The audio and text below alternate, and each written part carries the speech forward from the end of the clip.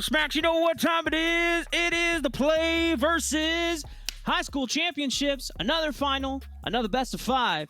This time we're going over to I'm not sure if it's sunny right now over in California. It is currently 4:09 p.m. Pacific time over there, where it is 7:09 for any East Coasters like Mr. Smacks.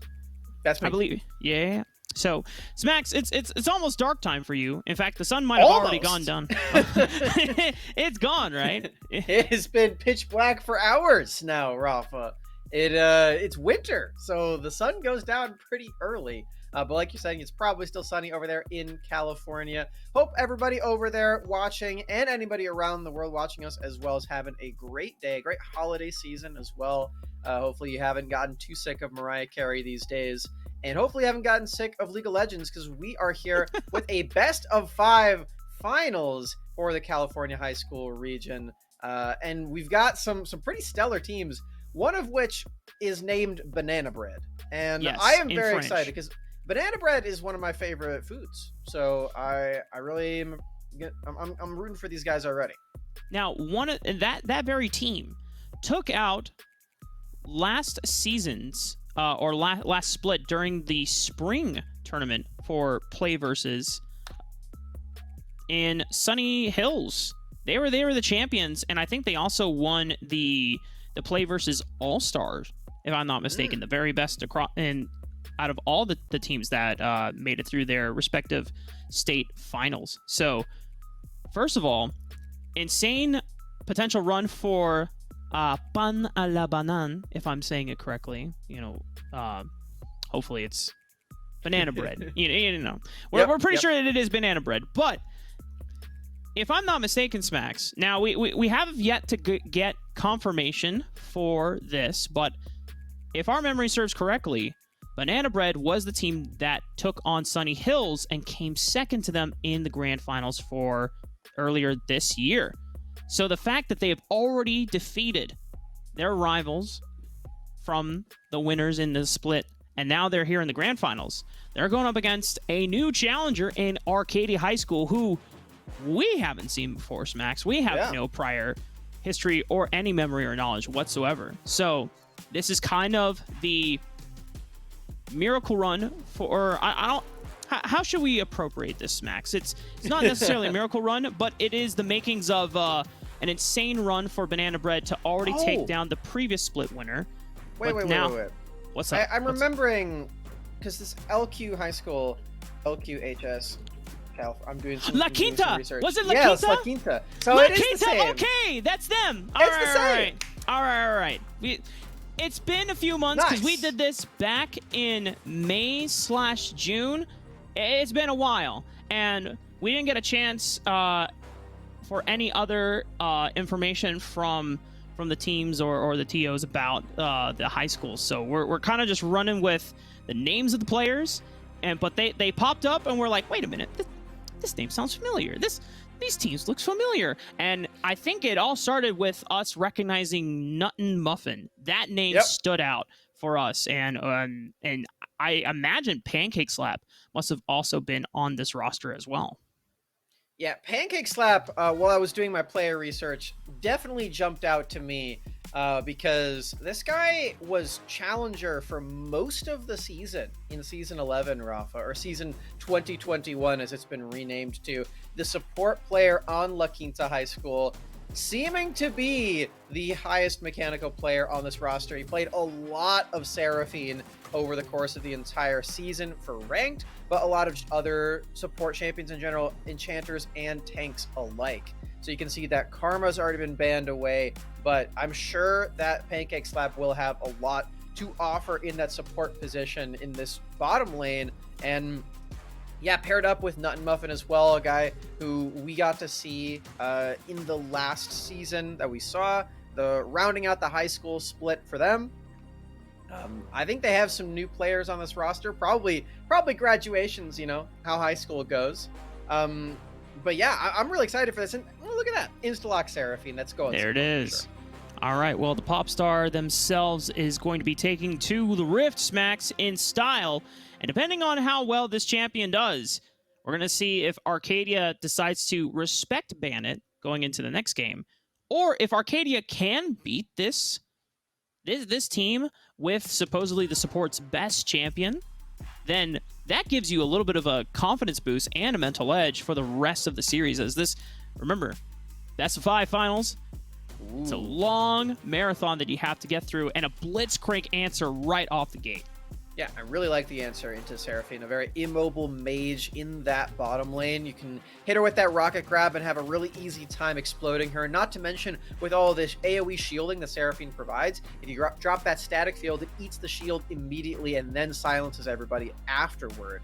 So great pick into the Seraphine. You can see now why they left it up, because they do have this pick that they want to try against it right off the bat, and we'll see if it actually does end up working out, as La Quinta did sort of play into that trap right away. Blind pick, first pick the Seraphine immediately, and to round this out with the Ziggs as well, you have a champion that can wave clear very nicely against champions like Seraphine and Ezreal if you want to leave it on an island in that bottom lane. It's also a flex to mid. Either the bottom lane or the mid, as you already called it out. Corki. Now, with the Ezreal lock-in, I feel like we already know that Corki is definitely going mid lane. We come from another esport, as we've been seeing Corki kind of make appearances in the bottom lane as well. But in League of Legends, it doesn't have the same lifespan within the bottom lane these days. It's just one of the better team fighting mids that you can go with for scaling pick. But already, Smacks, when we look at the compositions, La Quinta, heavy amount of scaling. A huge 2-item wake up for both Ezreal and Corki here. So La Quinta now either need some type of early game bridge to stabilize the first 15-20 minutes of the game so that Ezreal and Corki can come online safely along with the Seraphine, or they might take the gamble that, hey, Arcadia can't run us over because they also have some scaling in this Ziggs and this Graves, and we might just handshake that early mid game. In compositions like that, where both teams are wanting to go for the late game team fights, actually, I really do favor the team that has pick opportunities to get things started off well, like this Blitzcrank that's been already locked in. So I actually do feel like if you are going to go for that style on both teams, Blitzcrank will help out quite tremendously, and La Quinta will likely need to look into doing something along those lines. Not to mention, they still don't have a front line at all. They have a lot of backline power, a lot of scaling, damage, and utility. You still need frontline, and hence this Jarvan being banned away. That acquires both for your squad. It gives you that frontline, and it gives you that pick potential. I really like the ban away from this team. Viego does have some more damage as well, but it's not quite that front line that we're expecting to see from La Quinta from this position. These bans are curious here, Smack. So a Jarvan ban makes sense because that is one of the better early game junglers that you can kind of pair up to give La Quinta a little bit of a facilitator for that early game bridge. Oh, well. You know, Sejuani never really strikes me as early game aggression, but against something like a Graves who's not going to be constantly up in your face, they want to be farming up to an extent as well. And maybe Sejuani can get through. I think it's good. It gives you the front line that you need, and it also does give you the Glacial Prison as well. Is that Lissandra or is that Sejuani? Either way, you know what I'm talking about. The stun from long range is very valuable in this team. It does give you that initiation to the start of a fight. So I think this is a very valuable pick. The set does make it a little bit more difficult to operate because you have to worry about the showstopper slamming your boar and yourself on the Sejuani into your entire backline, dealing a lot of damage and repositioning the set into that backline. But as long as you have some really solid positioning, you don't have to worry about that too much, and you're keeping your last pick for top lane as well. Counter pick available. At this point, you definitely, if for some reason La Quinta were thinking about Malphite, you definitely don't want to pick it right now. Now that you've seen the Sylas show up, don't want to give them a free unstoppable force. The other thing that you could look at is you could go for a top laner that is a little bit more aggressive, can scrap early with the Sejuani, and of course, if it's a melee champion, you can empower the permafrost stun. You know, Tom Kench is not what I would have imagined for someone that can scrap early, but he is deceptively hard to kill, and this gives an additional front line for this La Quinta squad. It's very interesting, the Tom Kench. Interestingly enough, I'm immediately wondering how Silas uses that ultimate. Like, if you steal it away, do your auto attacks apply the marks? Like the Tom Kench passive marks? Like, can you eat opponents with Silas? Or I wonder if you can just instantly devour an enemy. That would be... that'd be sick. I think like that's the least likely thing. For me, the most likely is that your auto attacks and your spells apply it. The second one would be that just your auto attacks apply it. Third one, I feel like, would be like you can't eat enemies at all. And then the fourth one would be you could instantly do it. But I really don't know. I've never actually seen this interaction because Tom Kench very recently changed champion. So yeah, it's an interesting one. Well, sure. Shout outs to Arcadia and La Quinta for now giving us an opportunity to see neat little micro interactions. Obviously, we're not going to see it happen within the same lane unless they send the set mid, and then they put the Silas in the top lane. I mean, Silas doesn't really get a good ultimate in mid lane here, so that could be the angle. We could see that one work out pretty well. Silas, I feel, might have a difficult time trading against Tom Kench because Tom Kench does get to match his sustain with the Tongue Lash. But yeah, there is definitely some options for whichever lane they want to be flexed around to. I guess it's more of a question of do you want to give Silas a better time in lane and therefore you would probably want it into the Corki? Or because Set also might want to be into Corki though. I feel like that might be fine. I don't know. It's hard to say. We're gonna have to see where these two players and these two laners want to take these champions. Of course, player comfort also matters a lot in these instances. But one thing's for certain, both these teams did round out their compositions with some solid front line to back up the scaling that each of them had. Specifically, Quinta was really lacking in those first three picks, but now they've got a Tom Kench and a Sejuani, two of the tankiest champions in the entire game. So they certainly are going to have that beefy front line to match, and a lot of utility provided there as well. It's just that on the other side here, they do have to worry about Arcadia getting some really solid frontline damage, because that's definitely what they've packed in with the Set and the Graves and the Silas. They do have the means to deal with the front line. It's just getting through that and getting to the back line that might end up being tricky. Yeah, I mean, there's a lot of backline damage that you will have for La Quinta squad once it gets there, right? There is some playmaking potential that's available for Arcadia. If this Set gets out of lane, which is why I'm wondering now, if you want someone to start being able to roam towards the bottom side of the map and put the Seraphine behind and try to punish the Seraphine and the Ezreal, then maybe Set is a better champion for that, because you have a lot more access to playmaking tools such as Flash Facebreaker before level 6, and then if you want level 6, you can go for a dive. You can take a lot of tower hits with the Haymaker Shield plus Showstopper, right? That seems more reasonable to me.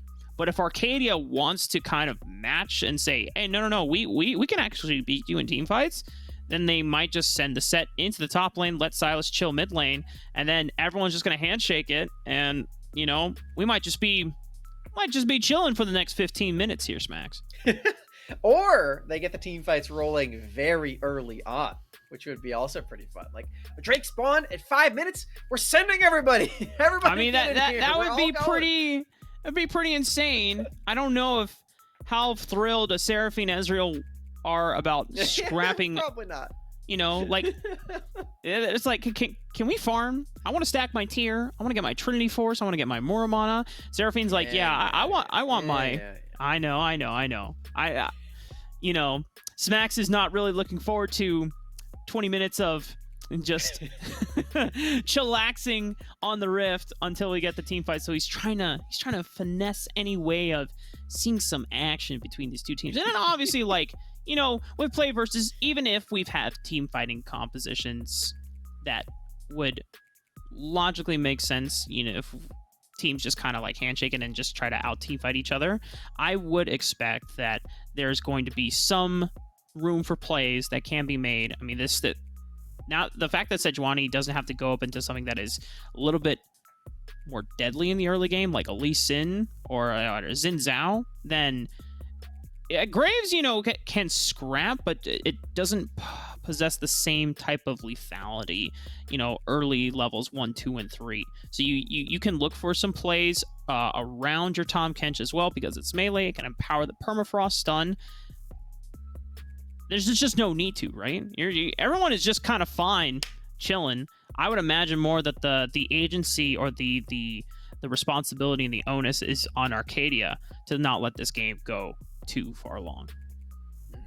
They have tools to work with if it does, but I agree. You don't want to make sure you don't want to play up against a late game Seraphine and Ezreal and Corki. Corki especially is going to be a really big problem. I feel, because the methods of attack against that champion are really, really slim when you think about how easily it can dash out of all these melee champions like the Sylas and the Set.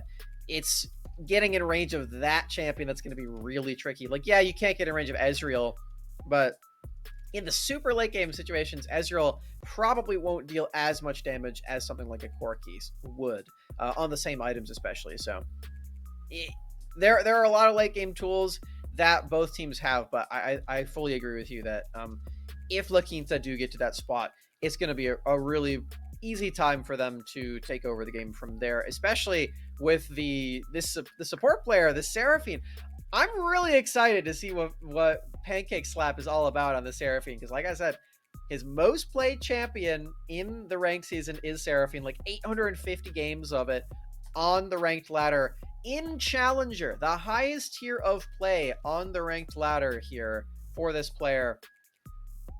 How does this translate over to competitive, Rafa? Does it still work the same? I mean, you're the support player. I mean, yeah. That's the question. I feel like I should be asking you that screen. Question, you know? It's where you serve out that question, I'm like, yes, Max, you know, I would love to, you know, tell me, how does that work? You know, yeah, Jungler will definitely know the answer to that question, you know, for Seraphine. However, I think one of the things that we can kind of facilitate conversation about is translating success of a solo queue pick, putting it into a competitive environment. Because regardless of the role that you play, there's so many times that players who play things like assassins only mid lane don't find the same success from solo queue into a competitive standing, because in a competitive environment, they can neutralize the lethality of that assassin early on. They prevent it from snowballing. They're actually able to have vision control and coordination so that the assassin player doesn't find those cheeky fog of war plays to catch people out or mid-rotation or going for a poorly timed reset, right? Same thing with a support player. Let's say they're a Bard one trick, right? Or they're a Bard specialist. Translating something like Bard from solo queue into competitive might not yield the same success either, because your typical play patterns that you get away with the solo queue actually will be punished in a competitive environment. And maybe for Seraphine, usually that is no one punishes you in laning phase. That might be tested.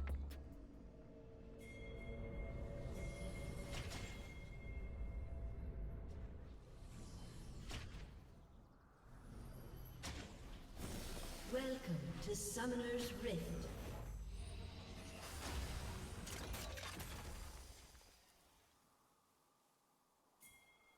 "30 seconds until minions spawn."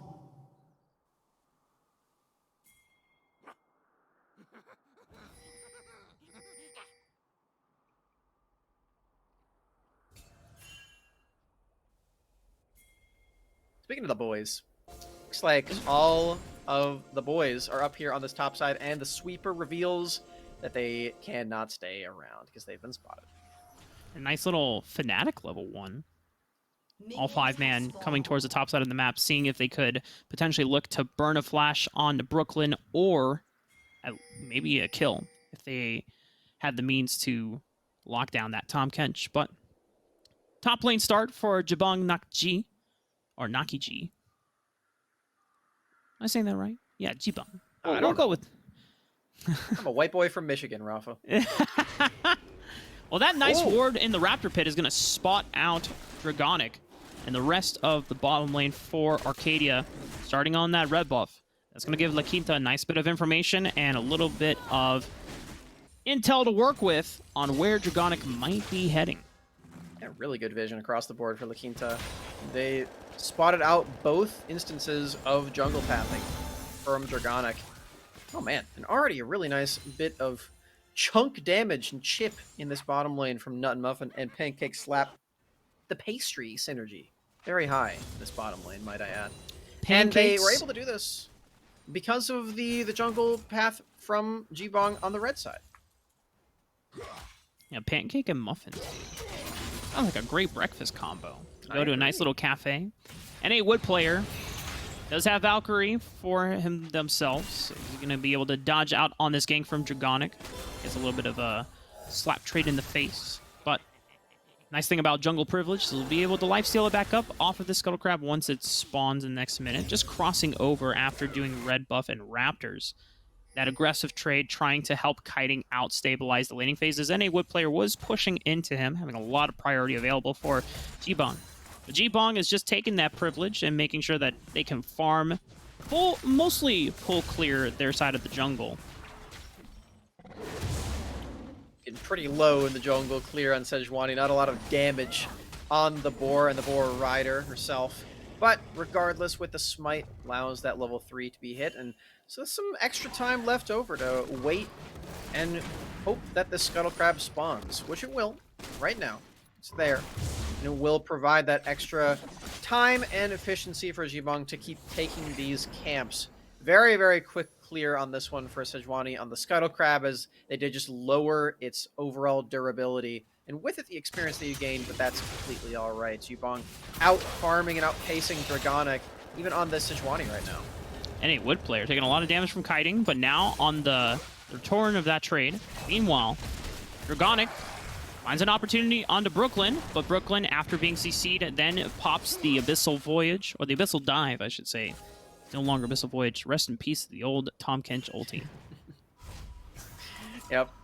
Luckily, it means that you get to take it at level 2, so that's pretty nice. As Brooklyn utilizing that extra mobility very well up in this top lane. It's definitely necessary, as Brooklyn has been really struggling in the CS department against Zealot Frenzies, who's taken quite the lead up here, pushing in the wave as well. Going to continue that one with the jungle priority. You're not really expecting to do a whole lot on the tank of Tom Kench. Regardless, getting this big of a deficit against you certainly does not feel great.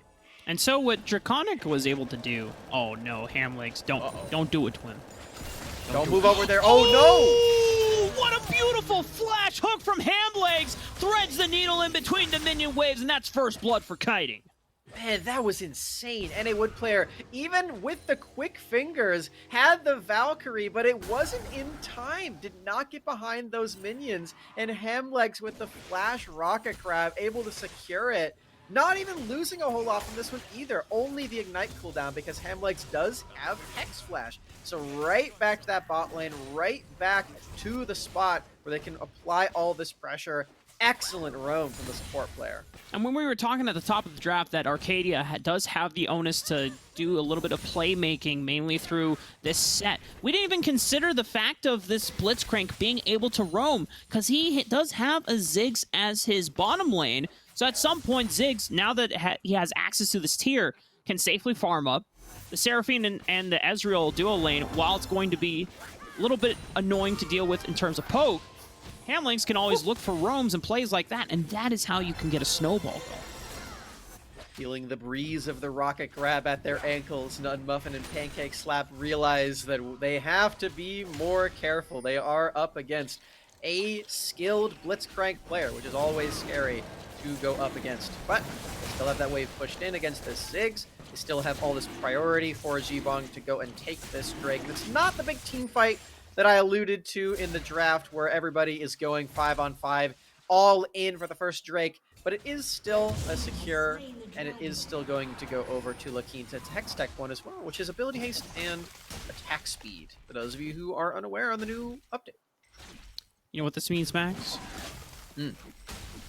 This next dragon is Cloud, which then leaves it down to 4 more dragons. But because of how the preseason has been working, we could see another Chemtech Soul game. More Fog of War.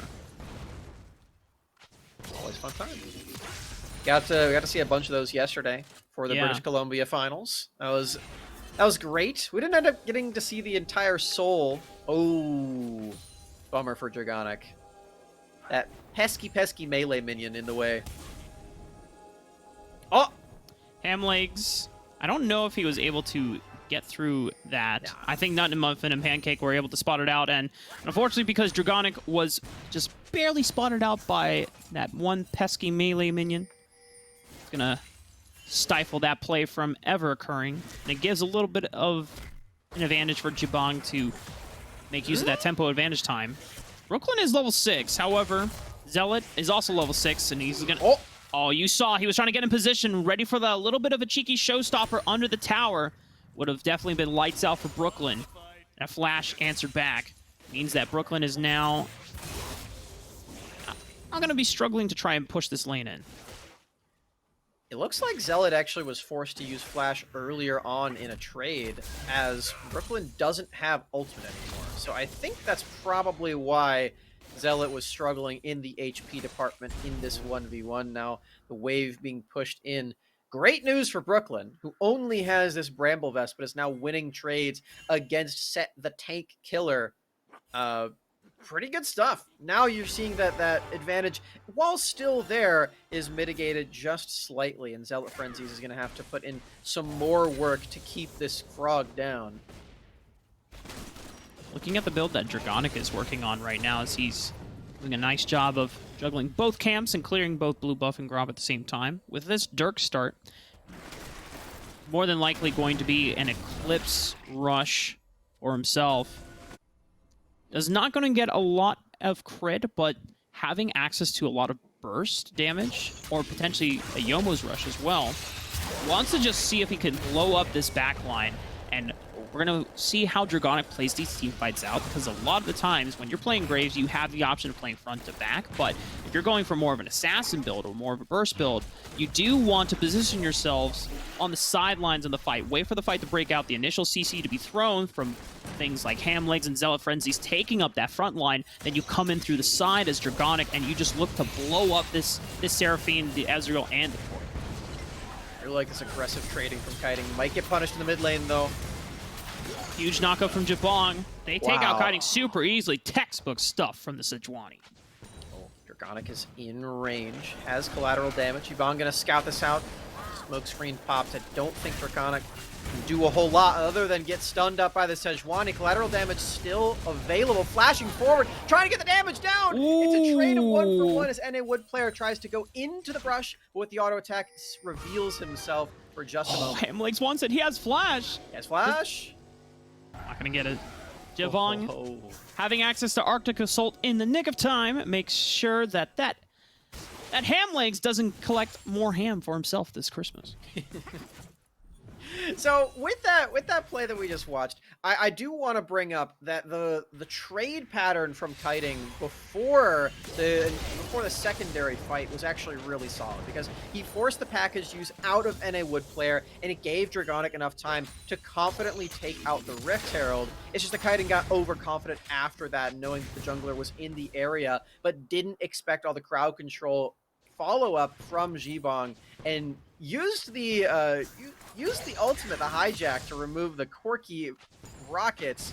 Not quite as valuable as something like the Sejuani ultimate, so did end up getting punished quite heavily in this exchange, and is down in the CS and is giving over a kill to one of the scaling members of La Quinta in this Corki. I was going to comment that I really enjoy that Pancake is not just keeping towards the bottom side of the map. Oh, this could be pretty big for NA Wood player. Thankfully had flash available, but just nice opportunity from Hamlegs looking to punish A little bit of the rotation from NA Wood player. Flash down on Corki makes him a little bit more vulnerable to something like the Silas. However, Kaiden going forward didn't even get a chance to pop Flash. The Art Glacial Prison from Jabong is just enough to lock him down. Trying to trade aggressively once more. Now Hamleg's position, thinking about going for a rocket grab. He's taking some hits from the Cloud Drake. Calm down. His team is in position. Doesn't have a mid laner for 12 seconds, but the teleport's coming in from the top lane. No teleport available for Brooklyn, so this would be even numbers here. Encore is huge. Hits 2 members. Jabong is able to secure the dragon, but now Dragonic is on the run. Wants to get a taste of Pancake Slap, and that burst damage is just enough. Collateral damage takes out Seraphine. Hamleg's sub 100 HP.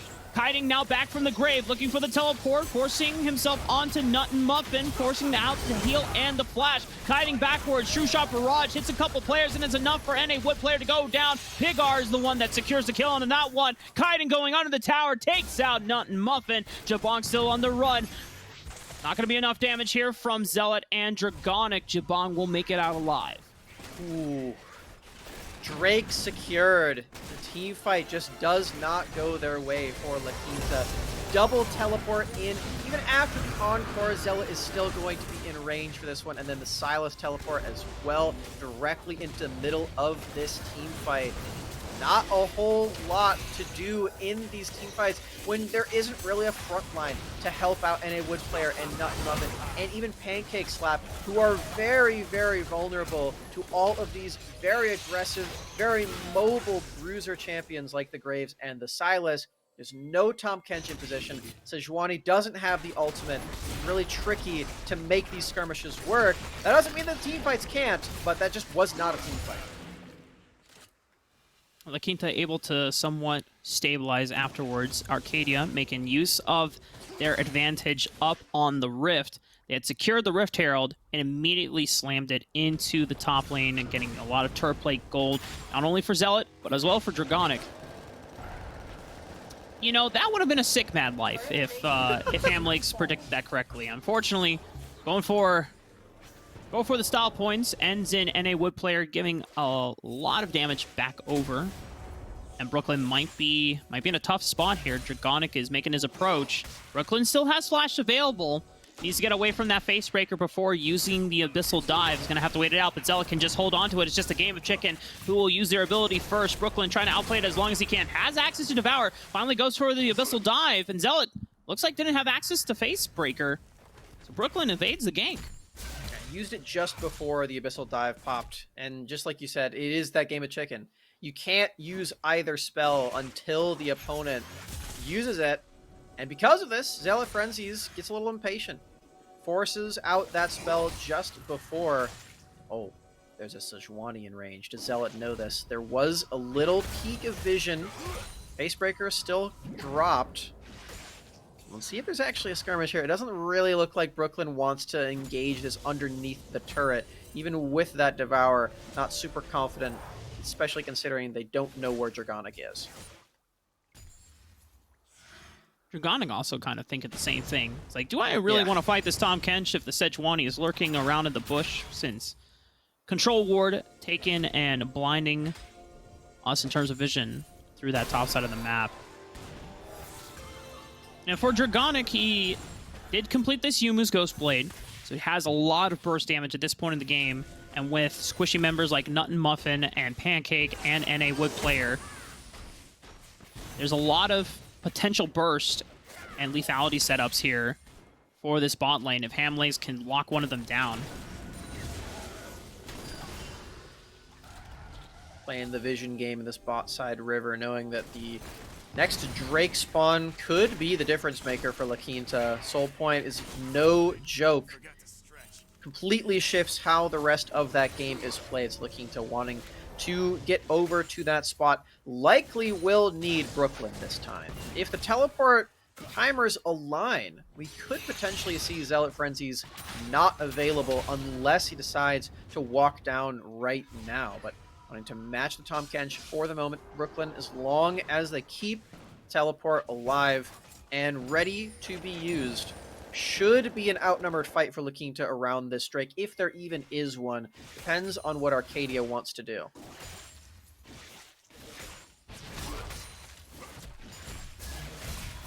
hear that, Smax? Not really. Well, it was the sound of Arcadia making preparations for this next dragon, with Dragonic making a little bit of a sneaky bush attempt, as it results in a little bit of burst damage. Pancake Slap is now here to provide assistance and see if they can push out this lane. Dragon will be spawning in the next couple of seconds here. And the teleport should now be available for Zealot. It is basically coming up, and because La Quinta isn't rushing down the dragon, there's an opportunity for Arcadia to not only have Zealot available for that fight, but they've also secured first brick of the game, but any Wood player does have package available. Not too shabby there for Zealot. Getting the extra structure, and like you said, with the teleport, it's completely okay that ended up happening. I overestimated how much time there was left, and the teleport will arrive. Well, any Wood player, how well can he use this package? They're just going to use it to assassinate, kiting around and completely off. That's how well you deal with a flank. Just cheat towards the cheapest side of the map. Oh my goodness, and Encore's beautiful, but Zealot getting a lot of value out of that face breaker into Haymaker, but he's the only one that can assist in the fight. No follow-up, because they've been zoned off by Brooklyn's Tom Kench. Dragonic was also taken out of the fight. Hook? And NA Wood player getting hooked in, but might just be more of a benefactory of that play, as he just gets pulled right in for another kill. La Quinta pulling further ahead. That was an effective quadra kill for NA Wood player. This is not the guy that Arcadia wants to be getting all of the kills. As we watch this setup once more, you called it out before the fight began. Corki package is no joke. You do not want to mess with it. Kiting does make the choice to do so anyway. There's a lot of members right there to back him up. He does, or there's not a lot of members to back him up. A lot of backup for NA Wood player in that exchange. Learning that one the hard way, and you're seeing now what a team fight looks like when the front line is in position. You have Jibong and Brooklyn ready to square up for these fights, and it just leads to a 4-0. That was kind of a result of how... Dragonic is dead again, by the way. Oh, no. Uh-oh. Well, La Quinta, they're showing up so far in game one, and there wasn't that much punishment of this bottom lane, as we already kind of alluded to before. Now, Ezreal and Corki are not at the wake-up point portion of the game. They're still working on their second respective items here. But I think I just saw a Ravenous Hydra being secured, and Dragonic... Oh... Tried to contest the Rift Herald, not quite in range, doesn't get the steal, and there's just so much crowd control follow-up on top of him that once you see that quick draw, dash in, not a lot to be done after that one. You were saying about this this Ravenous Hydra, though. It's a pretty fun item. So, hang on. It only applies to auto attacks, right? It's not spells. And spells. Yeah. And spells? Oh, wow. So, you have insane wave clear on this Corki now. You will delete waves so fast.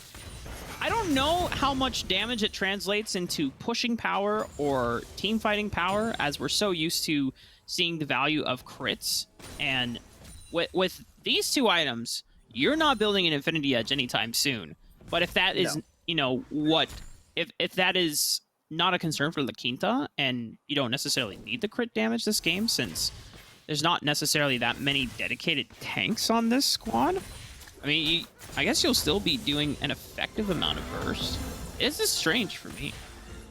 It's definitely strange for me as well. It feels like this build is much more concerned with the mid-game wake-up rather than the full late-game damage. See if it can survive this with the healing. Dragonic does have Flash. He smites him, gets a couple of auto attacks in. The Flash Facebreaker comes out from Zealot, and that triggers NA Wood's response. Does get away from that, but now it's a Corki without a Flash, so it does make him more susceptible to another pick potential from Zealot, or even Hamlings, who now has Flash to lock him down. Oh, I guess he did stack...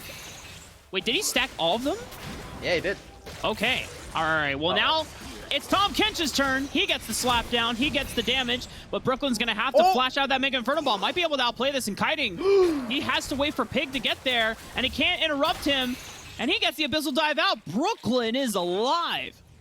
Well done for Brooklyn. Turns out Tom Kench is the better connoisseur of the food, and we get to see him eat the gumbo afterward as well. The damage provided from all of these tongue lashes is what I was mentioning from before.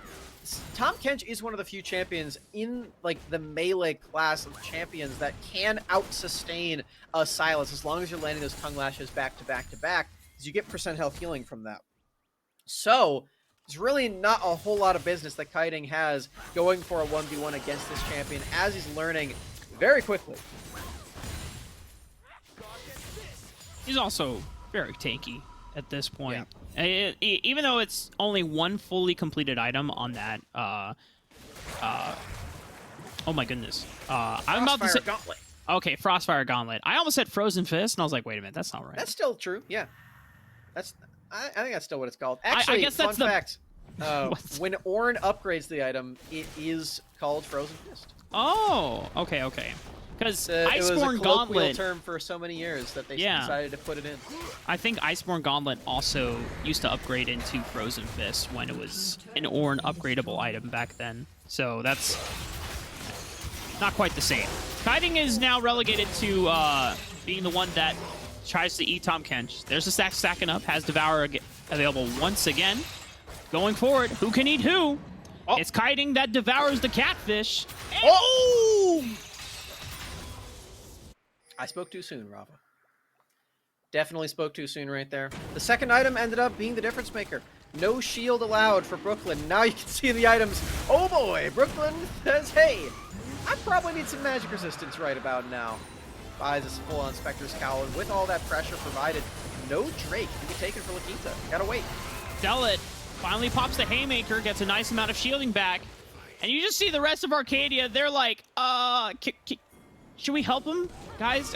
No, he's dead. He's gone. Wait, he's gone, man. Oh, but looking for the pick. Nice on the pancake slash. The flash over the wall. Mega Inferno Bomb is only going to get the outer rear and the damage, so it's not going to be the killing blow onto Pancake. But Kiting has arrived. Teleport on the left side of the flank. Looking for the assassination onto Seraphine. Can he flash him forward? The encore will catch all three. Takes out Pancake, but cannot survive the onslaught of the rest of the members of La Quinta. It's a pretty cool encore from Kiting. I enjoyed that one a lot on the 4 members, but it was the last spell that he ended up being able to cast. Nice return kill right there. But honestly, for Arcadia, they already got what they were looking for. They already denied away the soul. The unfortunate part is that now with the secondary fight, they've lost a couple of very important members, and one of those is the jungler. So now it leaves open this Baron pit. Can they deny this regardless? Abyssal Dive, just to thwart any intruders of Arcadia. The Baron will be secured by La Quinta High. Now, can they get out of this pit before Zealot Frenzies gets in range? Woo! Rocket Fist. Rocket Fist almost, or Rocket Grab, I should say, almost made the mark on the Catfish, and that would have been some Catfish Gumbo. Taking a look at this replay once again.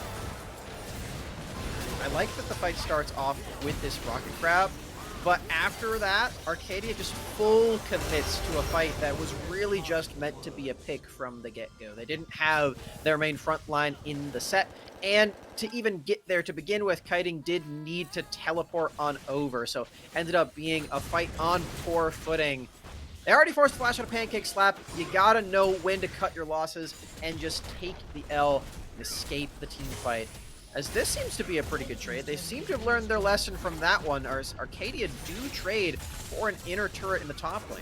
Yeah, Zealot making great use of set, and a little bit of the extra attack speed and the attack damage that as with this class. Glacial Prison looking for Pig, but not quite in range to land the stun. It's only a slow field. La Quinta will be not securing a Ziggs kill anytime soon, or at least burning that flash. Pig maintaining composure, not scared. However, Kiting up in the wings. Encore! Not going to land quite yet. What? Did you just see that rocket damage? Yeah, it's a Ludens. Oh, wait. What? Huh? Ludens? What? Holy camole, Smash. We got to go to the lab after this. I need to see some numbers. Why is this working? I mean, I can tell you why it's working. You see these rockets? It's insane. Yeah, but like I've never even considered the AP scaling or the numbers on Corki rockets because we always see obviously like crit damage builds or full AD builds of some sort, and then you know the rockets are decent poke, but never ever. I haven't even tested an ARAM going like full AP Corki just to see what the damage is like, but man.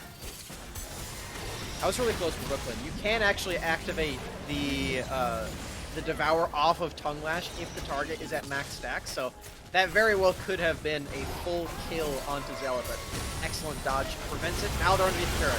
Yeah, Mega Inferno Bomb tries to clear out the minion wave, but because it's bare enough minions, it's still going to be lasting for a very long time. NA Wood players up in the backline getting pelted in by that Showstopper, but Brooklyn with the Devour will save their mid laner from certain death. And now NA Wood player is able to kite back on over and then sustain almost back to full with this Ravenous Hydra. Encore, the catches 3 members, and they are pouring in. This is game 1 going over to La Quinta. Oh, Pig R just respawned. Can he clear out the minions? Triple kill so far for Nut and Muffin. They're going to try to keep all these kills pouring in. The minions are attacking the Nexus turrets. You have to consider if the minions are going to stay alive for long enough, if they can actually end the game. Turret and Pig are knocked up. They're going for more style points in the fountain. They're losing their top laner, Rafa, but I think they still have enough damage to close out this game. Hold on just one moment. They're switching over targets. No, they do it. La Quinta, take game 1. Well, Smacks, this is one way you open up a series as La Quinta going for the run. Remember, folks, this is La Quinta who finished 2nd place against Sunny Hills in our last split during the Spring 21 PlayVS Championships for California. So they are now on the run to not only reclaim that title for themselves this time on top of the throne, they take game 1 in style. And Smacks, we need to try this Corki build because that looked amazing. Oh my god! I'm gonna look up the stats right now. I don't know. Like, are people actually playing this a lot? I need to do some research. I'm gonna look at this right now. Like, dude, that is sick. I mean, preseason is really hitting different right now. But for us, ladies and gentlemen, we're obviously going to take a break, recharge our batteries because we definitely need to after seeing the craziness that happened in game 1. When we come back, it's gonna be game 2 between La Quinta and Arcadia.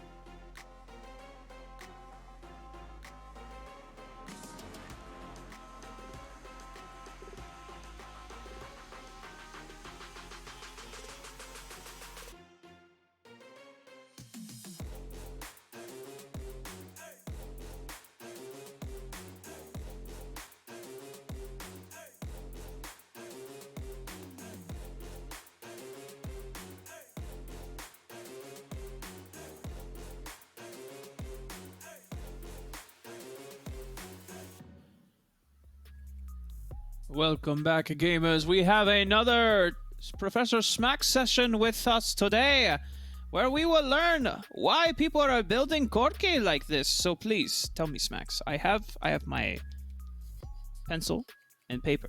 Please tell me how this works. So, I looked up the information on Corki, Okay. and it turns out that this is, in fact, his most popular build right now. So Most popular. Okay. Yeah, we were out of the loop on that one. But it's not the highest win rate. The highest win rate is still the crit Not stuff. highest win rate. Okay. But even though it's not the highest win rate, I think that I was right about the mid-game wake up, because the items are overall cheaper with this than the crit stuff, because you have to buy a crit mythic and Infinity Edge to get to the big wake up. Okay. And the Infinity Edge is delayed until the 4th item on this build, because you do still want the Manamune. So it gives you a stronger 3-item spike, but a weaker 4-item spike. And that is the information that I found. I don't know for certain if it's stronger on 2 items than 3. I haven't had time to actually test all of that, but it seems to me like it might be stronger on 2 items. It's definitely stronger on 3 items, and it's probably weaker on 4. That is my information. You also buy the same first item every time, which is Manamune. Buy the same item as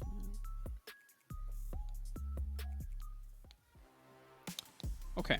Well, you can't see my notes, Max, but I just drew a giant WTF. So, we will figure it out another time when we actually get to go into the lab for ourselves, because I heard all those numbers, and I know that the AP ratios, for me, don't really add up, at least for the Luna's Echo. But I wonder if it's just the base damage on the Luna's Echo and how the new interactions work this patch, where you can just continuously stack it super fast and just get a lot of damage out. So actually, I think Luden's is pretty solid, not because of the ability power, but because of every other stat. Because it does give you mana, which you really like when you're rocking Manamune. Yeah. It gives you ability haste, and it gives you a lot of magic penetration, which is very good for Corki. And it's base magic pen too, so it works really well with the sorcerer shoes. And then you go for a void staff after that to give yourself some more magic pen on top of it. And if you're Arcadia, you just ban that champion so we can stop talking about it. It did a lot of damage. Arcadia's like, I don't know how in the world this Corki did that much damage, but we don't even want to try to find out. We're just going to do the simplest solution. Ban it off the table, get rid of it. We're never seeing it again. Now, are they going to respect ban the Seraphine? That is the question, because, the Corki did a lot of absurd amount of damage. I don't know if you guys saw the damage charts, but we did. And it was ridiculous. He doubled the 2nd place, which was Silas, and nobody else was even close. So they are going to ban Seraphine as well, so you got to get rid of that for Pancake Slap. Yeah, the Corki ban makes a lot of sense, the Seraphine ban as well. I'm wondering if Pancake Slap has been playing a lot of Karma in the other games for the California playoffs as well, because they are respect banning that one too, and Karma does seem pretty strong in the preseason as well from my own personal games. So I feel like that's probably what's going on here. La Quinta move instead of the Ezreal over to the Ashe. So another pretty defensive carry that can have some pretty solid pick potential this time around. Also, utility is just great for La Quinta here. Nut and Muffin pulled out the Ezreal, but, because it was NA Wood player that put out all the damage. La Quinta, if they are able to lean towards another high damage mid laner and once again, and Nut and Muffin more than likely is completely fine, just chilling, playing something along the lines of Ashe, giving primary engage power and more slows on top of the auto attacks. But Arcadia looking to amp things up a bit. They have this Kindred now in the jungle, which does have a little bit more lethality in the early game. Line picking Kindred into only Ashe is definitely a bold move. I feel like for me, if I'm a Kindred player and the only champion I see on their team is Ashe, I'm like, pick me any other champion. because you have to worry about the auto attack slows, which are really not great for Kindred because you get outranged by Ashe. You also have to worry about the stun as well, which is pretty devastating. But the cherry on top is Hawkshot, because Kindred's all about invading the enemy team's jungle and trying to get more stacks. You can't really do that if you're spotted out by Hawkshot all the time. So this is a really dangerous position to be selecting Kindred in. For me personally, not to mention the other junglers that can come in. This tells me, Rafa, that the jungler here for Arcadia just must really, really feel comfortable and confident on this champion to make this one work. And that makes me very excited, personally. Pairing it up with a Vygar, you can actually get some pretty crazy combinations. If everyone is trying to stack on top of that Lamb's Respite, and then you put an Event Horizon on top of it, it either prevents anyone from leaving on the enemy team or from being able to even get in to the zone as well. So, it's a little cool combination. However, by itself, there still needs to be a little bit more stabilizing pieces to really structure this composition together. Whereas La Quinta, they have picked up the Vladimir, which was banned in the previous game. I'm assuming that this is going to be an NA Wood player special. We talk about high damage. Vladimir is definitely one way to do it. And pairing up this Ashe is going to be a Janna. So now you not only have solid engage options, but you also have disengage options to keep any diving threats off of the backline. Cho'Gath is a phenomenal pick here as well for Arcadia. I really like that champion and how it interacts with Vladimir. The trades are really difficult for Vlad, actually, and with the silence of the Pharaoh Scream, it's really difficult to time your Sanguine pool and get all of the invulnerable effects and the extra movement that you get from that spell on Vladimir. So a really nice matchup for Arcadia if they can get the Cho'Gath into it. Of course, they've already locked in this Veigar, and unless that's going to be a support Veigar, we're expecting the Cho'Gath is already going top regardless. So La Quinta do have some tools to play around this one. You can see that the Anivia has been banned, so maybe that support Veigar thing wasn't just me predicting some wacky things. Anivia is a crazy ban in this position. Yeah, I'm all about seeing Anivia play, but La Quinta You definitely will not this game. yeah, La Quinta are not about it.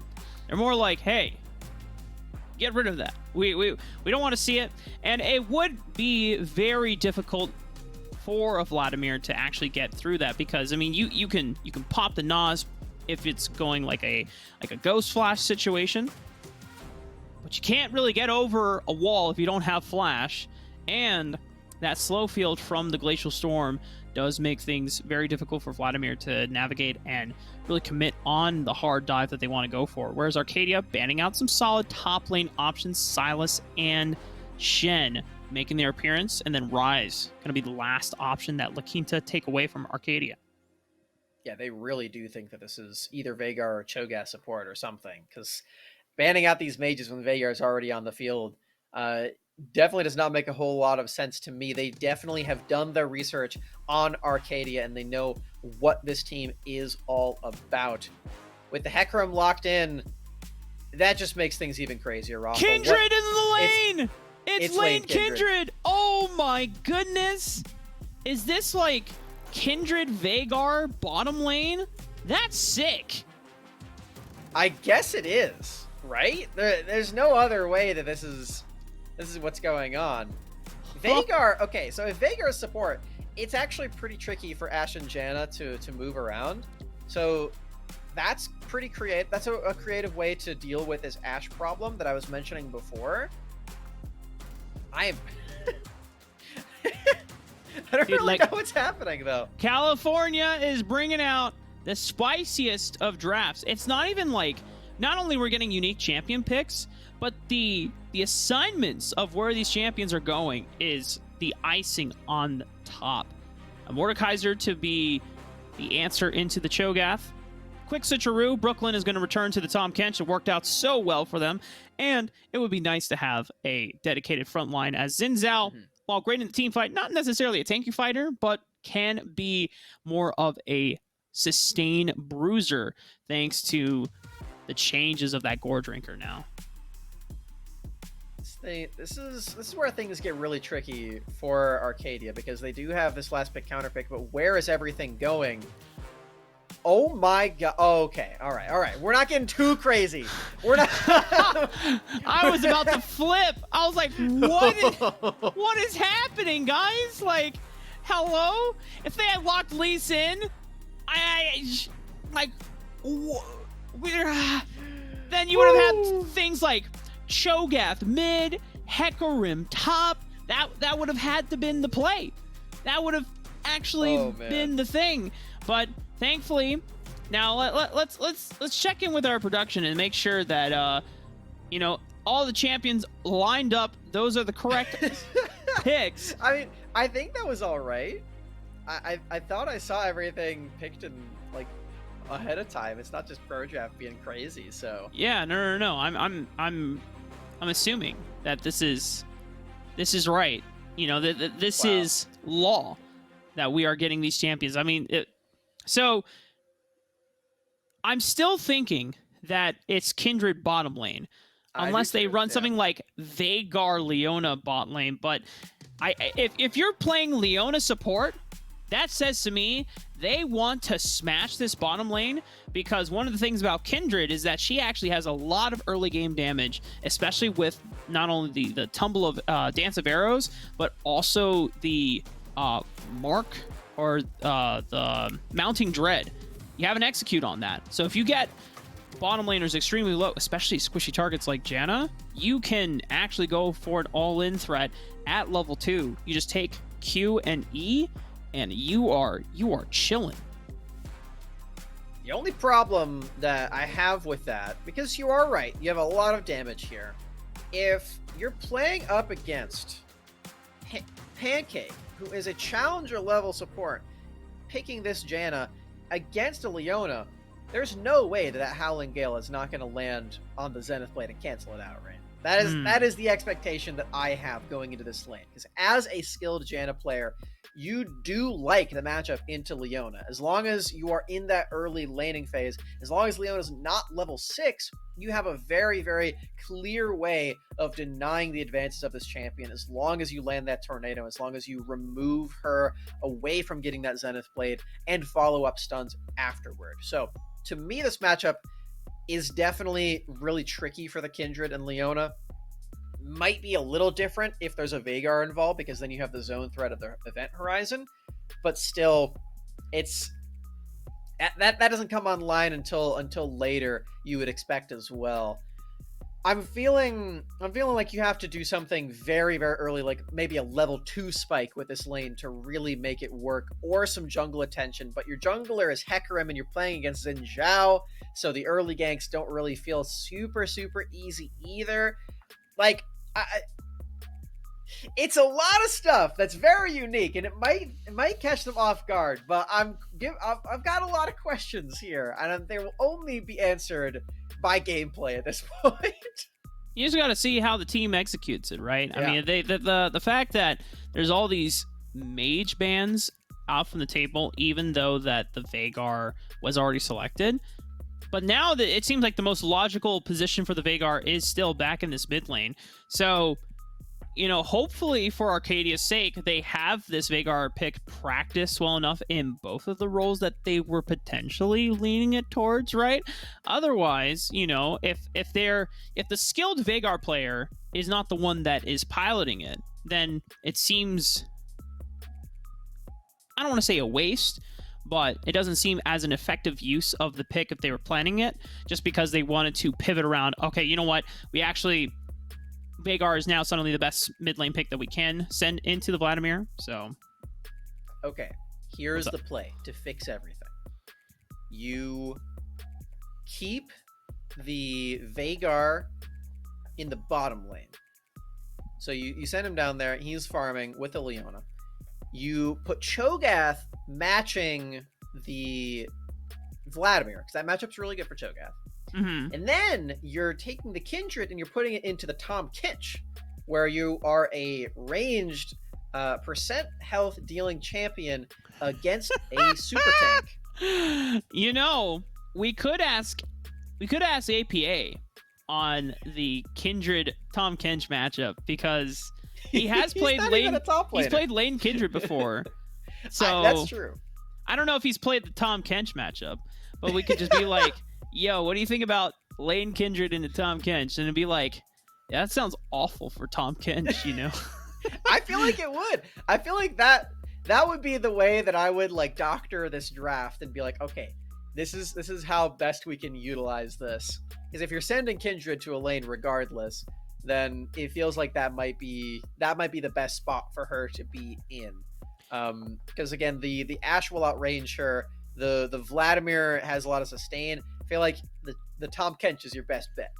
My only concern about sending Veigar to the bottom lane at this point is I feel like Leona, like if this was Veigar's support, it's another thing, and you can like kind of cheek yourself way of securing or locking down people within that event horizon to set up for ganks. But if he's the one that is primarily farming and trying to get a lot of gold, pairing with something that is super full on aggressive like Leona, I don't like.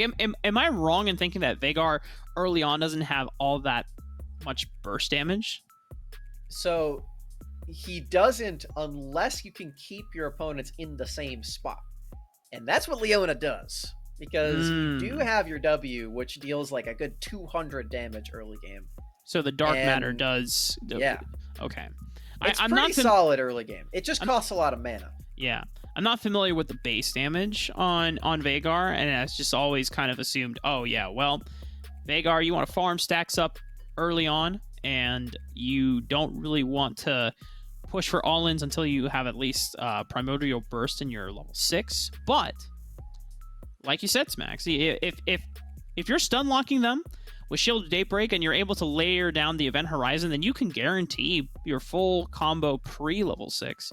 You can get a decent amount of burst damage down. So okay, you know what? I'm willing to buy it. You're seeing maybe you know what? Joining... Maybe the Cho'Gath doesn't go mid lane, but you still have a lane Kindred in the mid lane, because it's also pretty good into Vladimir because you have Grievous Wounds with that mounting dread as well, and that is a great way to deal with the sustain in Vladimir. Definitely could be. I'm seeing some angles here that are not Kindred bottom lane, but again, as always, it really just comes down to what the player preferences are. If these guys are just very skilled at Kindred bottom lane, then that is what we will see, and that is what is the best strategy for this team. We're just coming in from a very neutral standpoint. Like we don't play these champions all that much. We're trying to dissect this as best as we can, you know, because these players are bringing in operation with the draft. Yeah, we're just like, would this work? Well, let's find out. Okay, it's mid. There it is. We were onto something. So it turns out it is actually Kindred mid, the Veigar bottom lane with Pig and Ham. I just realized it's a double Pig lane or double Ham lane. That's true. Yeah. I thought we were talking about that earlier. Do you just not listen to me? No, just I remember us talking about how like Ham was rocket grabbing Sejuani, which is riding a boar, so that was like kind of cool, but that was also pig on pig violence. Oh no. Just 1 second. All right. Well, the ward was spotted. That's good information for La Quinta. They know where that was placed, and they get to drop a response ward right there as well. So, scouting out the jungle path. Pretty important against a farming jungler like Hecarim, because it's one thing for Zhibong to get an early gank off on this Xin Zhao. It's another thing to do it uncontested, because at that point, you're just the most deadly jungler in the entire game, outside of like maybe Lee Sin. You can get that combination off at level 2. You can most of the time force an entire flash. Now this Kindred mid lane, normally we would be saying things, oh man, like no one else has ever done this before, not even professional level. Unfortunately, the title of the first Kindred mid game actually goes to Yasui last year, or this past year, for Dignitas in the LCS, when in one of their last summer games, they busted out Kindred mid, and we're all like, oh my god, it is actually here, because one of the people we used to know played a lot of Kindred lane, and but they're gonna try to expose it because kiting. Without your W, you don't have access to all of the Dance of Arrows, and G-Bong just making great use and timing. Man, this is almost like I had a premonition right there, Rafa. Level 2 gank from Xin Zhao, and Kiting pushing too far forward, liking the trades against this early game Vladimir. It's just a perfect storm for this red buff Xin Zhao to get in this range. And you can see it in Kiting's eyes too. You can see, oh, I'm stacking up this lethal tempo. I'm getting all this extra damage. It's gonna be a solo kill. I have Ignite. Oh no! I gotta flash out now. Oh, disaster. Unlucky. Kiting still has Ignite for this lane. You know, that blood transfusion did hurt a little bit. But Kiting is able to answer back with damage of his own, considering that he was level 2 versus level 3. So he just has to watch out for the burst from NA Wood player. Still has access to Ignite. Oh no, G-Bong, come on, man. Don't do it to him like this. Oh no. Oh no, no, no, no, no, no, no. Kiting! Here comes Pancake! Oh my god, they brought the Goon Squad smacks. All 3 players are here, making sure that this Kindred mid doesn't get to have any fun this game. And even if Pancake Slap doesn't get the assist, that's still just getting in the head of your opponent. We get to see this one once more. Pancake just cutting off the escape route. And like I was saying, at this point, you know, you get ganked twice. But Kiting is just sitting there like, the whole team is in my lane! Everybody is here! We gotta do something! This is the attempt. Oh, but Pancake Slap with a beautiful Howling Gale will interrupt the impending stampede from Dragonic, who was trying to come in with that Ghost. Not able to dodge out on that. And it looked like a solid gank attempt as well. It burned Nut and Muffin's heal and flash. Rest of La Quinta gonna have to be careful the next time that pony comes around. I just realized how strong Glacial Augment is on Janna. Because not only does it work with the Howling Gale, it works with Monsoon. So you knock them back. You still get the slow field. That's pretty insane. And they just buffed it as well. When you... I don't remember what her W ability is called, but when you use that... Zephyr, does that proc Glacial Augment as well? No, that's a slow. That's a slow. It only applies on things that Aftershock works with. Okay, okay. So, any dislocation. Now, Hamlegs and Pig are trying to fight back. However, G-Bong is here just saying, you know what, I was in the neighborhood. I see that you guys are trying to stack up on my bot lane who have this giant wave stacked up. Hamlegs is incredibly low. I wonder if G-Bong is circling around looking for a potential dive. However, because they don't have access to an Aftershock support, they can't. It's not quite as safe to go for that dive, but they have the pressure to secure this dragon instead. With that bot lane push going for the same play that they had in the last game, Rocket looking to complete domination of the Drake objective. So we get a peek at what's going on in the other lanes. We're seeing just completely abusive CS leads in both mid and top lane. You're seeing that Brooklyn, under this turret rather, is going to collect a good chunk of all those minions. That's a 2-wave advantage in terms of gold, at least in that top lane, not to mention the 18. That's 3 waves in mid lane for NA Wood player. An absurd amount of gold in the lead here for La Quinta. Wow. Very impressive. You know, it would have been pretty darn cool to see Kindred mid pop off in the first couple of minutes of the game. But La Quinta had other plans in motion. They did not want to see that happen. Dragonic was also waiting, potentially looking for a gank opportunities. Not level 6, doesn't have Ghost available, so this would be pretty difficult. Hamlegs getting prevented onto the engage here, but Nut and Muffin, remember, no sums from the prior engage available. Dragonic trying to force their way through, but G-Bong is here for the counter gank and stuffs that gank attempt. Super clean counter gank, and it forces Dragonic into such an uncomfortable position. Because as this Hecarim, you can feel that he's panicking. Speaking of panic, Kiting has to pop the Lamb's Respite in the mid lane, forcing the flash out of NA Wood player. Kiting doesn't have a flash of their own, so it is a favorable trade all in all. NA Wood player not feeling confident in that Lamb's Respite to continue. I mean, you could see in the theory how well this pick would do into Vladimir had there not been, you know, 1 or 2 people visiting their lane and making Kiting's life not that great. Oh. And Kaiden can't even come back to the midway quite yet, as G-Bong and Brooklyn are in the area, routing them off. I'm going to secure the Scuttle Crab. And this 2,000 gold lead that La Quinta have been able to build up through the 2 repetitive ganks onto Kaiting's life, as well as the bottom lane counter gank, already putting La Quinta in a pretty darn good spot, considering that the job and function of this Xin Zhao is to be that early bridge. I was mentioning before the jungle matchup, but it's because Dragonic is not an early bridge champion. Dragonic is a late game scaling juggernaut of a jungler in this game. He just does not have any pressure that his team or himself has built up in this game quite yet. Not finding that early gank, getting countered away by G-Bong, and yeah, he's got some more farm, but the effectiveness in this early game with the ganks and the Mountain Drake already really favors what Xin Zhao wants to do in this game. He's keeping pace and experience as well. Nearly, of course. Doesn't quite have that crescent sweep, but getting there eventually. Arcadia going to have to buy a little bit more time for that Hecarim to come online. The Pony Express is not coming through anytime soon to save Arcadia and bail them out of this lead. The rest of this squad is going to have to hold on. And so far for La Quinta, they haven't made any other moves besides just answering back a couple of counter ganks.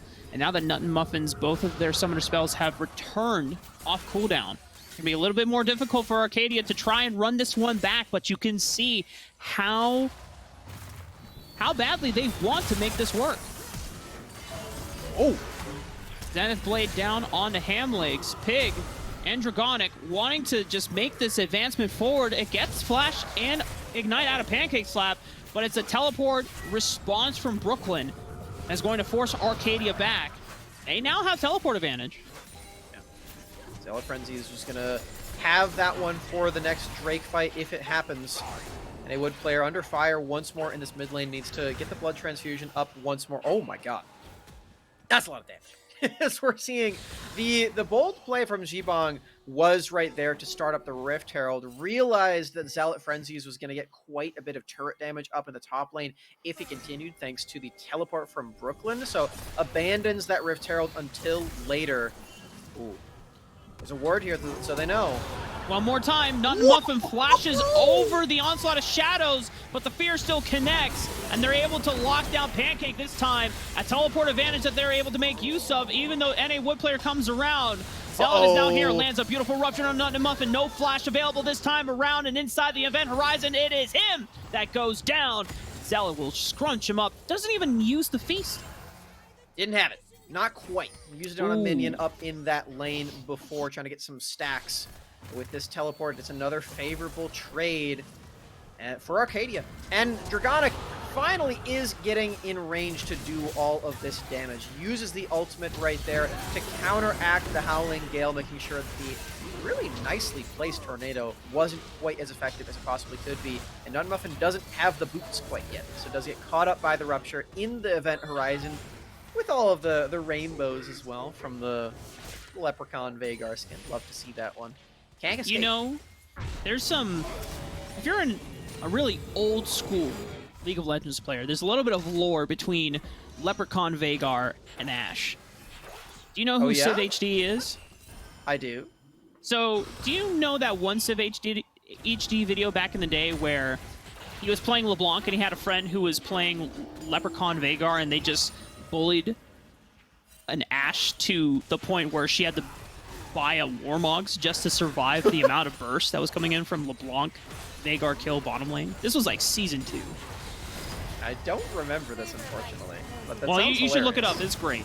Kiting did have to force the use of the Lamb's Respite because NA Wood player was literally auto-attacking and blood transfusioning under the tower.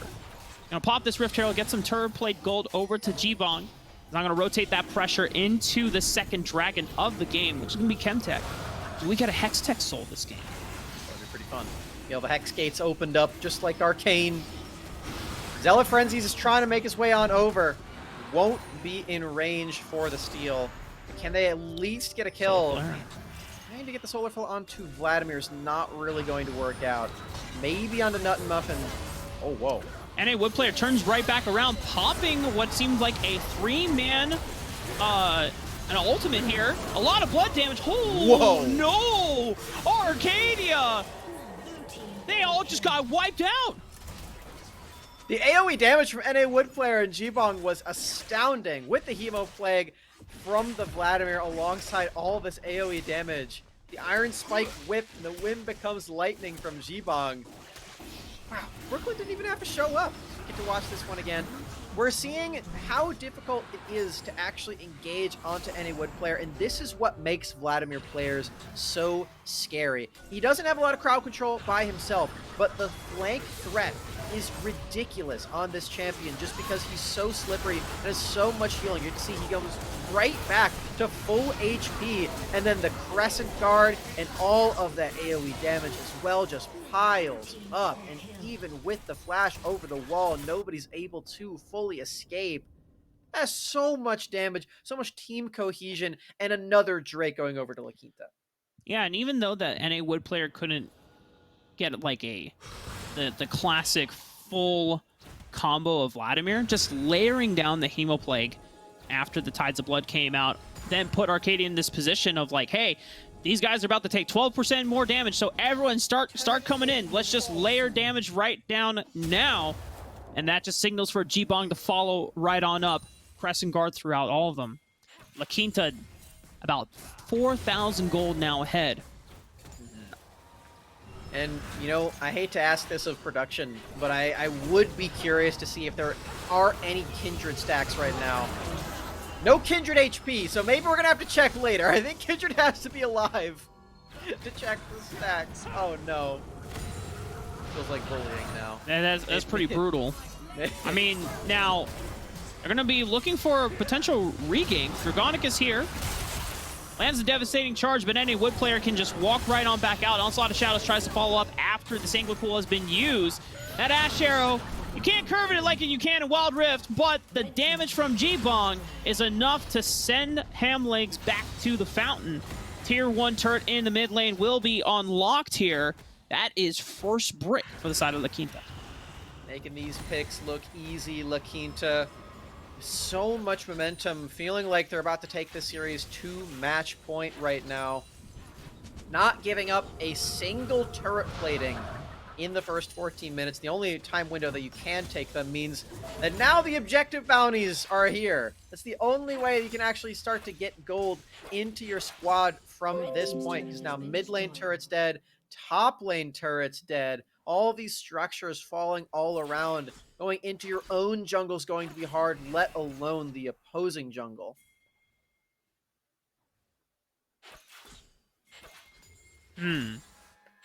Well, this is kind of the moment of the game where we're kind of looking at this landscape. What was a 4,000 gold lead suddenly is now 7,000 ahead for La Quinta. Off of the one dive on a tower, they take 3 kills to the name. You already mentioned it, Smacks. We're looking like we're heading towards a match point. And I know it's like, oh man, but you know, there's always a chance they could scale for Arcadia. Yes, Hecarim can scale. Cho'Gath can scale. Vhagar can scale. Heck, even Kindred can scale. All these champions, aside from Hecarim, have stackables. But the real problem is that La Quinta are not going to give them an option or any opportunity to actually give them the opportunity to stack up. However, this stack up over in the jungle quadrant could be an opportunity for Arcadia to turn back around. They find a shutdown on the Jibong, but it's answered back by NA Wood player who already finds Hamlings and Dragonic in the scuffle. Kiting trying to literally kite his way back around Brooklyn, but now Brooklyn is online. This is a very fed Tom Kench. This Catfish, you don't want to mess with him. Nice rupture from Zealot, but a flash from Nut and Muffin trying to get the slowdown with that volley of arrows. Kiting is going to force the prop, the Lamb's respite. They will be able to walk out, but Brooklyn going for the Abyssal Dive. Tongue Lash, also not going to be enough damage. Arcadia and the rest of their members are able to walk out safely, but you can feel the oppression from La Quinta. Shockingly close for Kiting on the HP bar there with one last Tongue Lash, almost securing it. Will secure the bot lane turret. And now considering taking this Infernal Dragon as well, everybody in range for this one. G-Bong is here. The Smite has arrived, and that is Soul Point already. Infernal. We're not getting any of the really fun ones in the preseason today, Rough, as it turns out, but that's all right. For La Quinta, they just need to keep stacking these up, keep stacking up wins. One more after this will secure them that final, as long as they don't give over a big throw and a comeback to Arcadia, which, if you know anything about casters, I might have just cursed it. Caster throw could be happening. An objective bounty was secured by Arcadia, so they shore up the 8,000 gold lead, bring it back down to 7,000. And a Wood player, however, diving past Pig and Hamlegs through the solar flare. Pig's gone, and now Hamlegs is running on his last legs, able to walk out safely. Dragonic trying to come back in for a flank, but finds himself right in the faces of multiple other La Quinta members who were there ready for reinforcements in case any Wood player needed it. This is just so many picks over to La Quinta at this point, Rafa. They're looking at this mid lane turret right now, waiting to see if anybody is going to arrive to cancel this momentum of theirs. Doesn't really feel like it's possible. Everybody dying as soon as they get on the same screen as NA Wood player. This Vladimir has so many kills at this point. I believe that is a full Cosmic Drive. There it is. All this movement speed now with the new Phase Rush effectiveness as we are back to the big sweeping landscape. I believe Harry has returned. Harry, our production, by the way, in case that wasn't clear. We didn't establish who that was. Always shout out your production, everybody. Big thanks to them for helping us put on this show. Well, La Quinta, 15-3, 3 dragons to the name. Infernal Soul is available in about 3 minutes.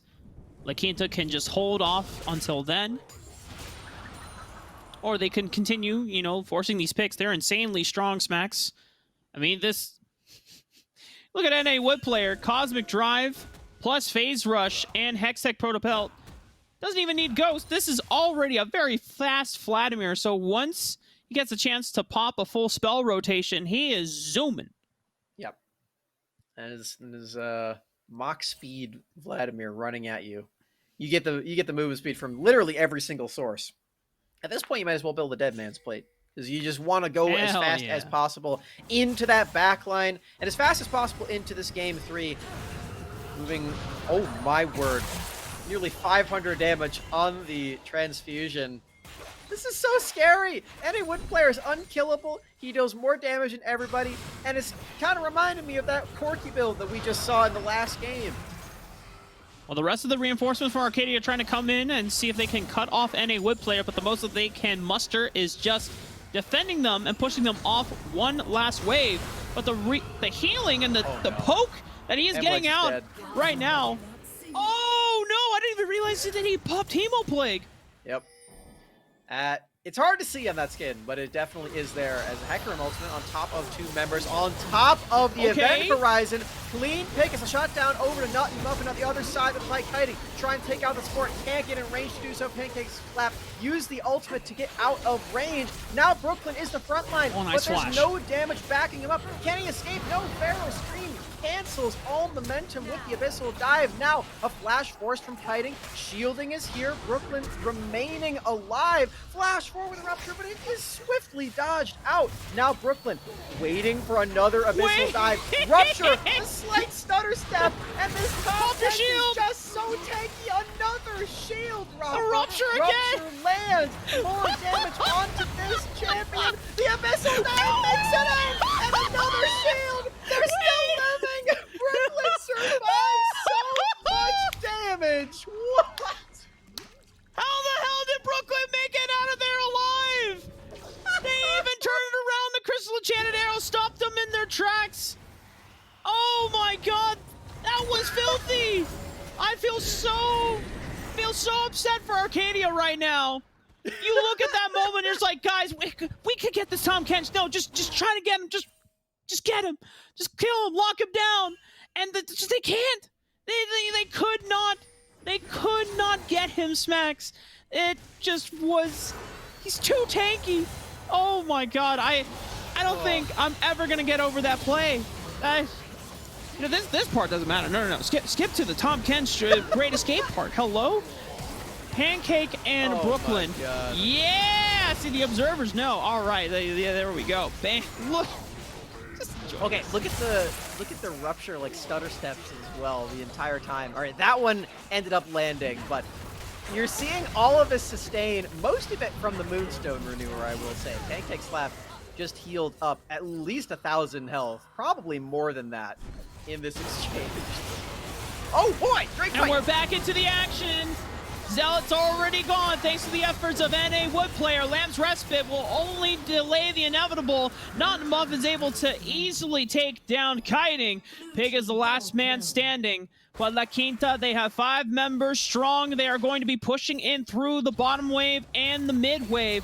And this will surely take us to a game 3. Looking like it, Rafa. Pancake Slap at 1 HP. But that's all right, as long as the Moonstone Renewer is here to heal up Brooklyn. It's going to be okay. Only Pig are alive. Zealot Frenzies has teleport.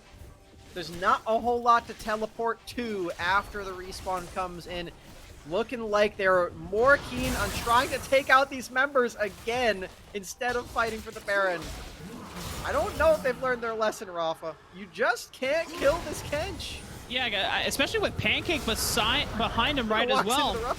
Because, and Draconic finally trying to learn. It's like, okay, I don't care about the Tom Kench. We got to take out the Janna. But the Tom Kench is also doing a decent amount of damage as well. Has the Valor available. Yo, eat him up. Get him. Draconic now has to run away. And Brooklyn, he's getting stunned up, but he's going to have Pancake over the wall. Solar Flare from Hamlings, and everyone's like, all right, we found the cause of the devastation that eluded us last time. Eliminate Pancake Slap, and eventually you'll be able to take down the Tom Kench. But during that entire time, La Quinta secures the Baron. They get a wave shoved up in the top lane, and they're already here on tempo to answer back, potentially look for any stragglers in this jungle quadrant as well. And a Wood player just stole away the ground Rafa. That's a bad day. That is so sad. Blue buff gone as well. You killed the Tom Kench. You killed the Janna. But there's still a Vladimir right there, man. You've got some healing reduction now. You learned from the last exchanges. There is some healing reduction on both Kiting and Zealot. Less reliable for Zealot. You do actually have to crowd control this Vladimir to actually apply it. But that's okay.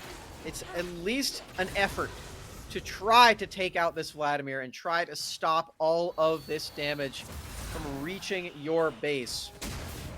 It's Rafa, they've got this Baron, bringing all these minions up in this bottom lane. They're looking for a fight. Hemo Plague not quite used yet. It's just going to be simple auto attacks and spell casts. Hemo Plague still not being used here. Pig just gets deleted in a heartbeat here. And a Wood player and the rest of this squad, La Quinta, they are making their final push. 13,000. We've already been talking about the inevitable that will be occurring here. A flash forward into the Hemo Plague. Kiting pops the Lamb's Respite at the very last possible second, but the Monsoon is keeping everyone else from La Quinta topped off on HP. And even though they can stun down a Wood player, they cannot take him down. La Quinta will be moving forward to Game 3 and at match point for the series. Well done to La Quinta, making things interesting. The draft was so fun in this game, and nothing could have prepared us for how explosive this game was. But one thing's for certain, Rafa, NA Wood player just deals an obscene amount of damage in League of Legends. This guy is outrageous. I really want to go back and see what the roster was for La Quinta in last split, because if this team is popping off this hard, and it's probably still on our PlayVS chat if we want to scroll up. It's probably still there. That is true. We could check that out in our Discord resources. We'll just have to scroll back a few months beforehand. But if that's the case, considering that La Quinta fell to Sunny Hills in last split, and if a majority of players are here, they've either learned a lot or just goes to show that they've really developed and improved themselves to take down the former champions in Sunny Hills in the semifinals. And now they're looking at Arcadia, and, you know, game one seemed slightly closer. It was a little bit, the game didn't quite explode yet, but game two, oh man, right out the gates, continuously attacking the Kindred mid, making sure that it didn't pop off. And then I don't know what else to tell you, Smacks. Arcadia, it looks like they're running out of options here. A snowballing Vladimir is not what you want to see when you look down your scope at the opposition here, Rafa. That's exactly what Zhibong and NA Wood player accomplished in that mid-jungle duo. Very impressive stuff. And with the added utility of the Janna, the Tahm Kench, the Ashe, it just was this huge conglomeration of all of these players into a great composition to put this Vladimir at the forefront and make sure that a Wood player was completely unkillable. Now, moving into this game 3, you banned Corki. Do you consider banning this Vladimir? Do you consider looking deeper at this player's champion pool, or do you try to attack the pieces around it? That's something we're going to have to find out, because they're on their last leg over there at Arcadia High School. Match point here for La Quinta. Arcadia, every game, if you want this reverse sweep to come in through, you got to start winning every single game from here on out. No more last chances. But for La Quinta, their eyes are on the prize, and they are ready to move on forward to game 3. When we come back, it could be our last game of the series. Stay tuned. We'll find out together.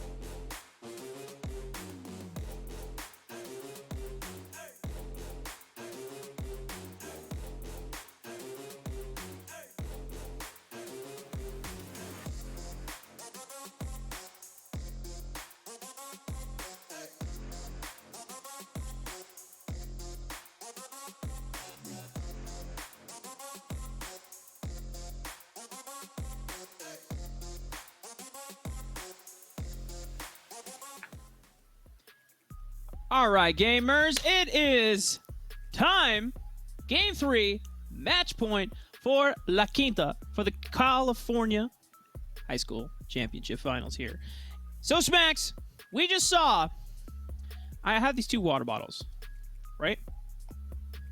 Now, Yep. they represent both of our teams here. Now, follow me. One team, La Quinta, doing pretty damn well.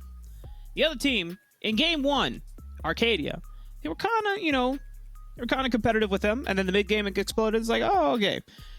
Second game.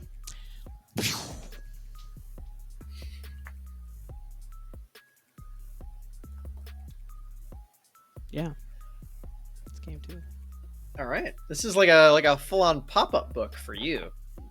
The whole story you're telling over there with props and everything. That was awesome. I don't know what happened to those water bottles. And I'm sure that you probably still want to drink those, so you should probably go get them. I'll get them later. And right now, the moment is about see if Arcadia can reverse sweep. That was a very, very devastating loss in that second game because they tried to pull out very creative strat. I appreciate it. I was definitely down. But La Quinta were ready for a response, and they punished almost everything about it beautifully well.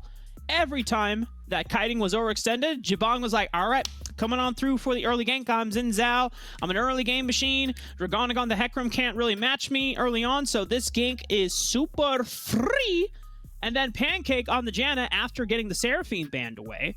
It's like, all right, I got Howling Gale paired with Glacial Lockman. I can stop this Hecarim from making a majority of the ganks. And yes, they still powered through, and Arcadia found some eventual plays. But by then, La Quinta were able to respond with teleport plays from NA Wood player. Even Brooklyn made their way as well down towards the bottom side of the map. And NA Wood player suddenly is insanely fed on the Vladimir. And I think the game started being closed out after that first dragon fight where Hemoplague on the 4 and everyone just gets popped like a balloon. The Vladimir was really impressive. The Corki was as well. It's just, can he do it on a third champion, Rafa? Because if I am Arcadia, I'm banning both Vladimir and Corki in this next game. They already banned Vladimir in game 1. They banned Corki in game 2 instead. And why not go for both? Why not try to remove them both? So here's my then question, Smacks, because last game the bans were Karma, Corki, Seraphine. Mm-hmm. If the Corki still bans through, and the Karma is banned by Arcadia, so does that mean the Seraphine ban is going to be dropped, or are they going to just let the Corki or the Vladimir come through again? That's the question that Arcadia have to answer at this point. La Quinta have done their preparation. They know what the champion pool is for NA Wood player. The Corki and the Vladimir and other scaling mages, we presume. And what goes better against all of that than Kassadin? You gotta get that one off the board. For Arcadia, they say, no. None of that, Rafa and Smacks. You dummies. Get out of here. We're banning Tom Kench. That champion has been wreaking too much havoc. And it was too vulnerable. We're still scarred by that last chase that we couldn't get the kill onto Tom Kench with. We're going to remove that one instead. And you know what? I think that makes a lot of sense. Brooklyn has looked phenomenal on that pick. And the Janna as well. Well, wow, yeah. Corki, Seraphine, and Vladimir are going to make the rounds. Is there potential that Arcadia looks to sweep one for their own, or do they have a specific plan targeted towards punishing? Oh my god, I was like, all right Pancake, what else you got up your sleeve? No Karma, no Janna, and we're taking away the Seraphine as well. It's really pushing the support pool limits. Yeah, that's pretty Lushinami. Oh! Game over. Go pick up your water bottles while you're over there. I hope that he still goes and gets those. No, it's not fully game over, but my compatriot Rafa does have a point here. Rafa, did you at least get the water bottles? Okay, nice. Good on that end. All right, Oh, well, it's Blitzcrank too. so Seraphine mid for kiting, more than likely. Or bot lane. Could be. Do you really want a Seraphine bot lane into Lucian Nami? No, but you gotta work with what you've given yourself.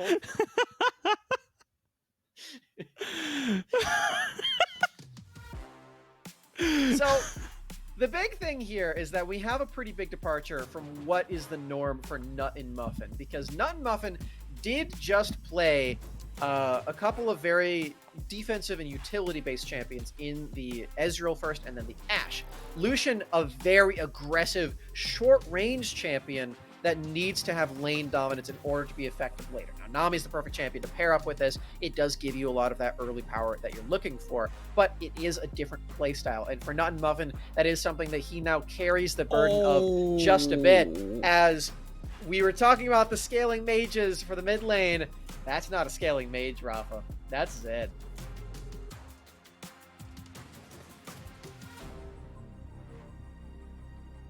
You know, as Rafa's still doing this pog face, I'm going to give you some explanation for Zed, because I actually have been playing a lot of Zed in this preseason. And let me tell you, he's really fun and good. He works very well with the new First Strike rune, because it gives you a lot of extra damage. Now, it was just nerfed today from 10% down to 9%, but that's still pretty fine. And you do appreciate all that extra damage. It's really easy to proc in the lane, so you get a lot of damage that way. And he now has access to the new and improved Axiom Arc, which is an item that reduces your ultimate's cooldown whenever you kill somebody, which is very good for Zed. So, champion's in a really good spot right now. He did also just get a very new spiffy Debonair skin, which I've been enjoying personally. And yeah, I really like this pick. You know, now that I am done pogging over the Zed pick, I just have to say, we have now seen two very explosive mid-game carries from the Corki and the Vladimir. And arguably, you know, the Vladimir could have just kept scaling until infinity, because every purchase, it just makes the threshold of when he can kill you even easier to achieve. Zed is kind of similar. It's a single target, but, you know, one person is going to have a bad day. And I think it's even more bold for La Quinta to pick the Zed when you already see the Kindred on the other side of the map. And are La Quinta just going to full-on style and pull out a bunch of champions? I mean, like, pulling out one assassin is crazy, but pulling out two assassins against Lamb's Respite, against the likes of Seraphine, if Arcadia were able to make it through the mid-game scot-free... Oh, man. Oh, my. Oh, it's Ivern. It's Ivern. He's here. This is awesome. And we thought it was going to be double assassin, but no, it's another enchanter for La Quinta. They have two enchanters on this team now. Everything is on the back of Nut and Muffin and NA Wood player at this point. Oh, my God. It's more assassins, Rafa. I think it might actually just be the Kindred jungle from here, because Kiana in the mid lane, and then Seraphine bot, I guess? Okay, so Ivern and Nami together. One person's going to be able to stay alive for a really long time. You're expecting that for Brooklyn, there's probably going to be another tank here. The Cho'Gath makes it a little more difficult to do, but you can just lock in another tank. Something like an Ornn works pretty well.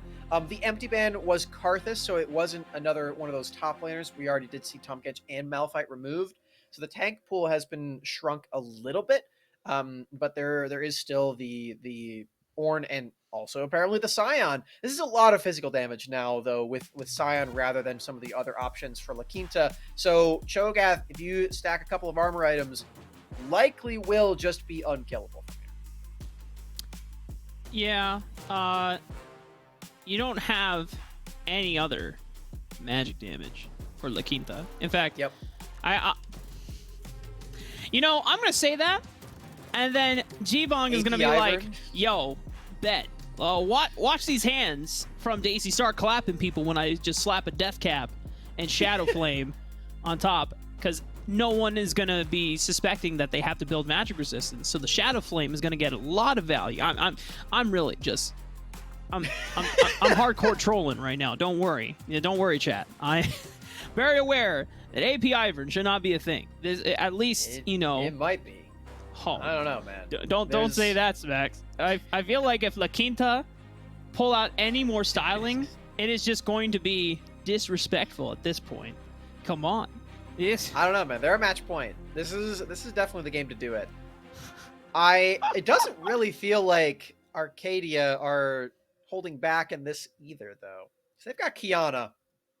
Kiana is, if there's one word to describe this champion, it's definitely stylish. This champion is going to do a lot for you as long as you are a skilled player at it.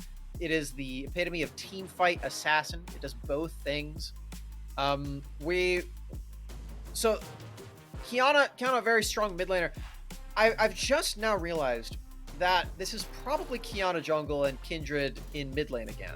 It could be, yeah. Because or Kindred bot, either one.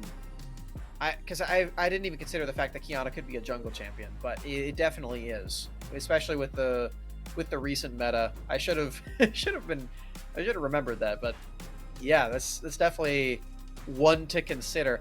Wow, there's so much going on in this draft, Rafa. Again, we're in a position where Arcadia are just going all out in what is possible in a draft phase. This is really cool. I love League of Legends, Max. Me too. When you get to see these high school teams and play versus get to pull out all these fun stops for grand finals, best of 5, La Quinta having the 2-game buffer on their side. I mean, you know what? Why not? Just start pulling out some fun stuff. At least for the first couple of drafts, you can understand, the at least how the composition functions together and supports each other. This one, I wonder if the squad was just like, yo, coach, can I just pick Zed this game? They have Kindred. Yeah, but can I pick Zed? I mean, yeah. If you want to. I mean, yeah. I mean, I guess you can. It's like, all right, thanks, coach. Yeah, coach, can I also pick Ivern? What for? Fun. Yeah? Okay. Okay, this is very funny, and I think that's probably something like that happened, but they very well could just be very good at these champions also. I don't want to underestimate the skills of these high school kids right now, because if we're just saying it's for fun, then they might just style on us as well. So true. We're gonna have to find out, because like I said, Zed is genuinely very good right now. He's in a really good spot. So I've been enjoying playing this champion a lot. I feel like it's definitely a worthwhile pick here. It just doesn't have any magic damage to back it up, so that's where it can get into some issues for sure. Mm-hmm. Yeah, the lack of a consistent magic damage carry makes it so difficult for these guys if the front line just gets a chance to stack armor, mainly in this Cho'Gath. Right now, to be fair, the rest of the characters from the side of Arcadia is going to be squishy regardless. And so then it just comes down to how well can they time things like the Lamb's Respite, using the Encore to stun and really just lock down the members of our La Quinta from being able to follow up on the burst damage, on the assassination, and the engage attempt. Because when you look at it, it's really just Tidal Wave and Unstoppable Onslaught from Scion that are your primary engage tools. Otherwise, you're hoping for a pick, or you're not really getting anything consistent or reliable from La Quinta. So they're looking for picks. Vision control is going to be incredibly far more important in this game, because if Arcade is able to keep Fog of War down to a minimum for them whenever they're looking for rotations, you stop the Zed from just one-shotting you from a bush, and you stop things like a root seed or a bubble just catching you off guard. Definitely vision control is important against these assassins, and against the skill shot crowd control also. The bush isn't really the only spot that a Scion could come from. So it's not just the brushes that you have to consider there, as soon as you hear the choo choo of the Project Scion coming at you, or Mecha Zero Scion, whatever skin he's running. That's also something to look out for. But regardless, with the vision control and with the Scion, either one that's coming at you, if La Quinta are snowballing, that is where it becomes even scarier. Because this is a composition that is only physical damage, it has not a lot of range at all. Most of these champions are melee or melee adjacent in things like Lucian compared to other marksmen.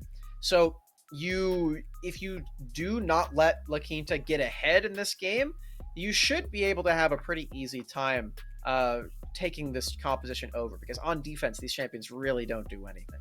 So that is something that Arcadia really do need to step up in and show how they got to this final, how they can compete in this best of 5, and how they can, sort of punish this outlandish draft that we've got going on for La Quinta.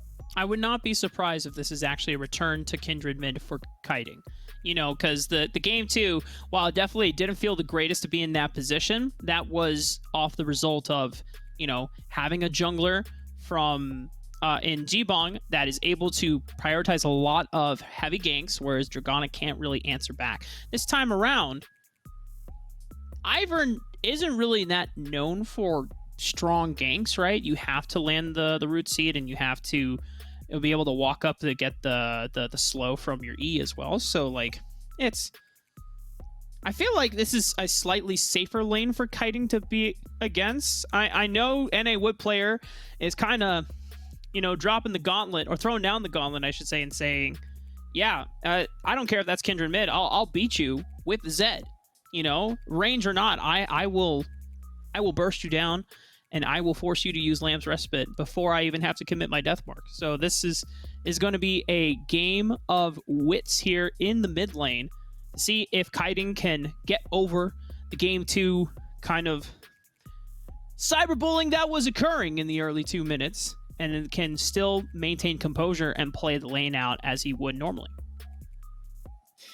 Oh man, the cyberbullying. I hope it doesn't happen again. For the sake of the mid lane here for Arcadia, I hope that they can get through this one and have a game on even footing, as I believe we are loading up onto the Rift for this game 3. Could very well be the final one if we do get a full 3-0 sweep here in the California finals. It's best of 5, of course, and La Quinta just seemed like they're on a roll. They're coming in with Zed, they've got an Ivern, and wouldn't you know it, Rafa, it's Seraphine bot. But the Kiana is matching the Zed in the mid lane. It's assassin on assassin gameplay. All right, well. Welcome to Summoner's Rift. I'm not going to lie. I don't like Seraphine bot, but you know what? If Pig and Ham Legs can prove me wrong, then I'll eat my words, Because here's the thing. Blitzcrank paired with something like a Ziggs or an Ezreal makes sense, because then you leave the Ziggs and Ezreal to their own devices. You go roam around with your jungle, look for picks, right? If you ever leave this Seraphine by herself, she is going to get slapped by Pancake Slap and Nut and Muffin. It is not going to be a good time. Pig does not have the sustain necessary to stay alive, and it's going to be incredibly hard to try and last hit and CS while under the oppression state of a Lucian and Nami lane. And even if you have Hamlinks in this lane with Seraphine, it's not necessarily a kill lane that is that effective, because Seraphine doesn't have that much damage early on in the first place. So this is... there's Comet, so they are going for poke lane, and they're completely trying to at least maximize the amount of damage that, this lane could bring out. Right now, I just don't see it.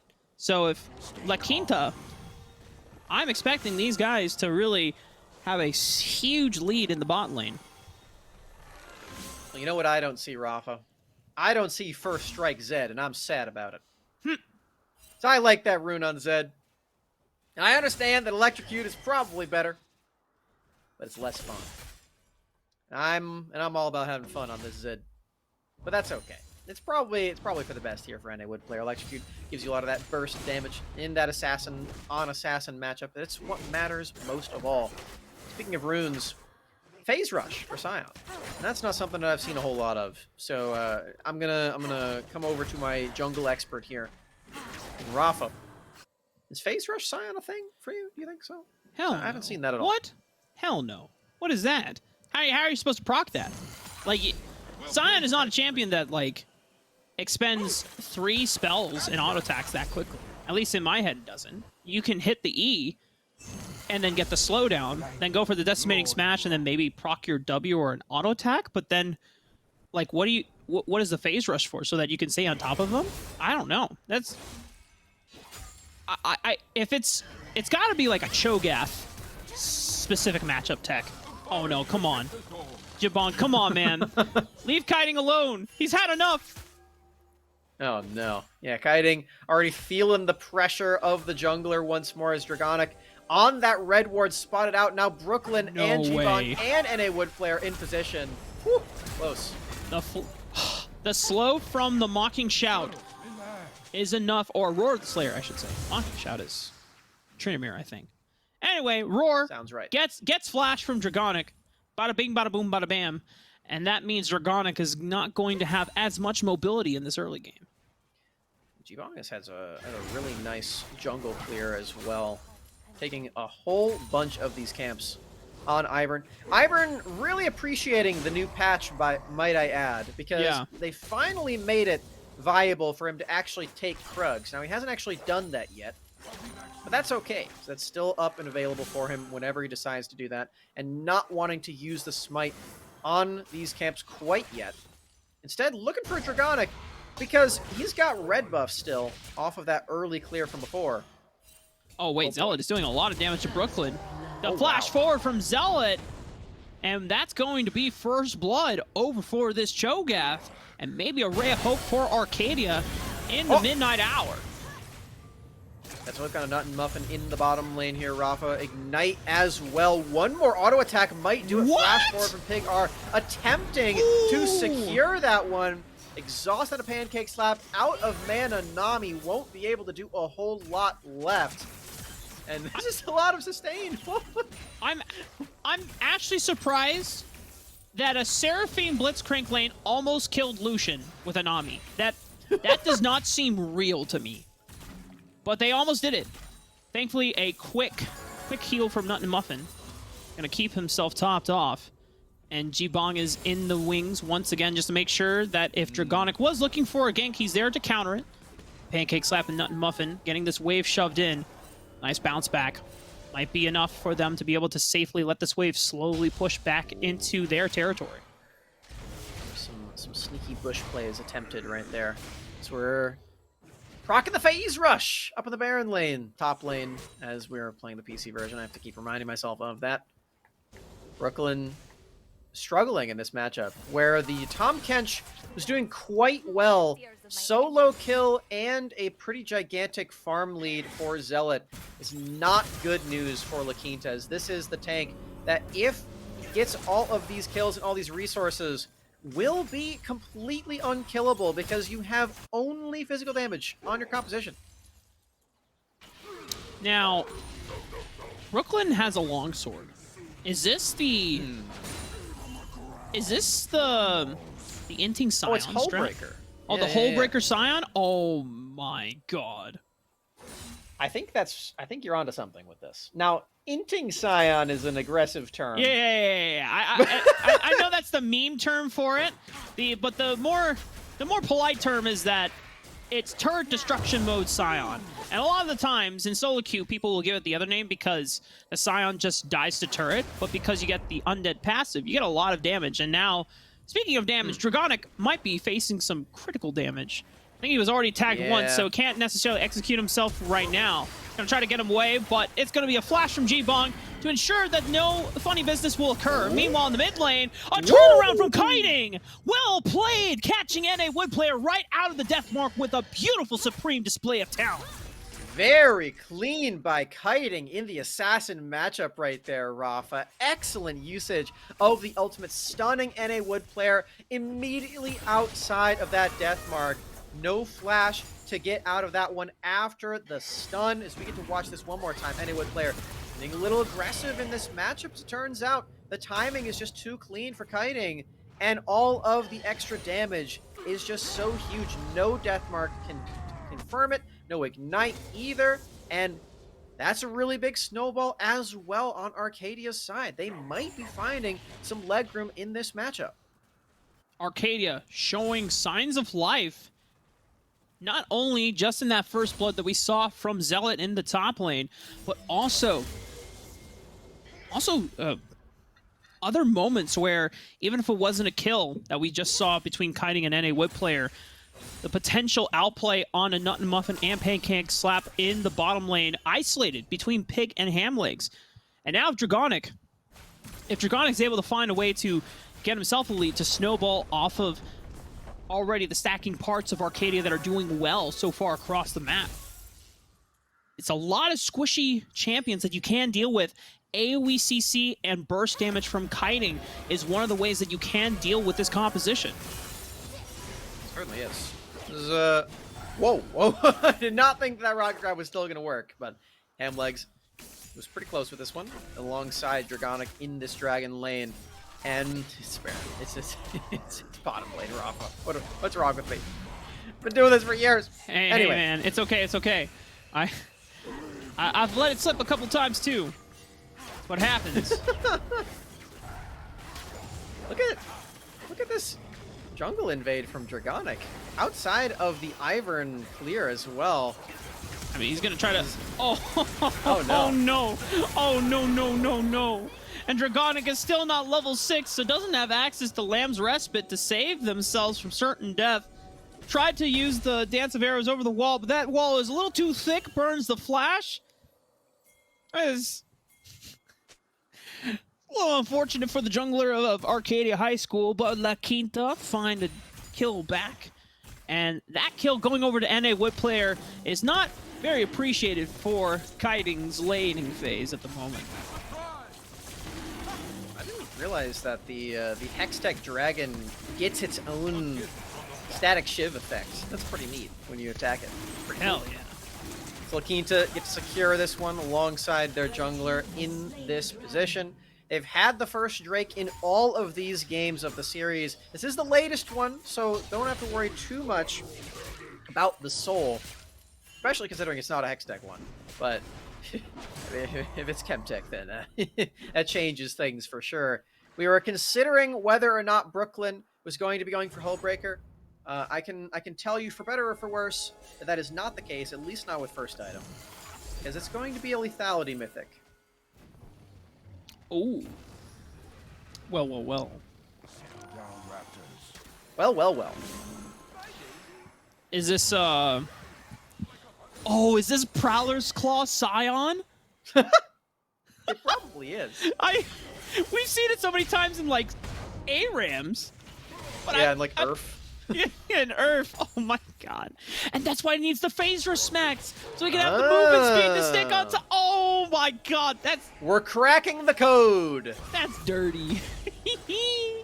NA Wood player currently zoning out Hamlegs, but Dragonic sneakfully takes the Rift Herald right under the noses of La Quinta High School. Banana Bread a little sad that they could not secure that crab for themselves and, make a meal with their namesake in pan a la banane. Banana bread and crab meat. How about that? I mean, that doesn't sound too bad, honestly. Because like crab meat and bread sounds pretty good, right? Yeah. That's what a Rangoon is. So. Ooh, true. Just put in a little bit of banana in there. I feel like that'd be actually quite nice. Now that you mention it. In this position right now, Rafa, this is the most even that a game has been at 12 minutes in this entire series. La Quinta has had some destructive early games so far in this series.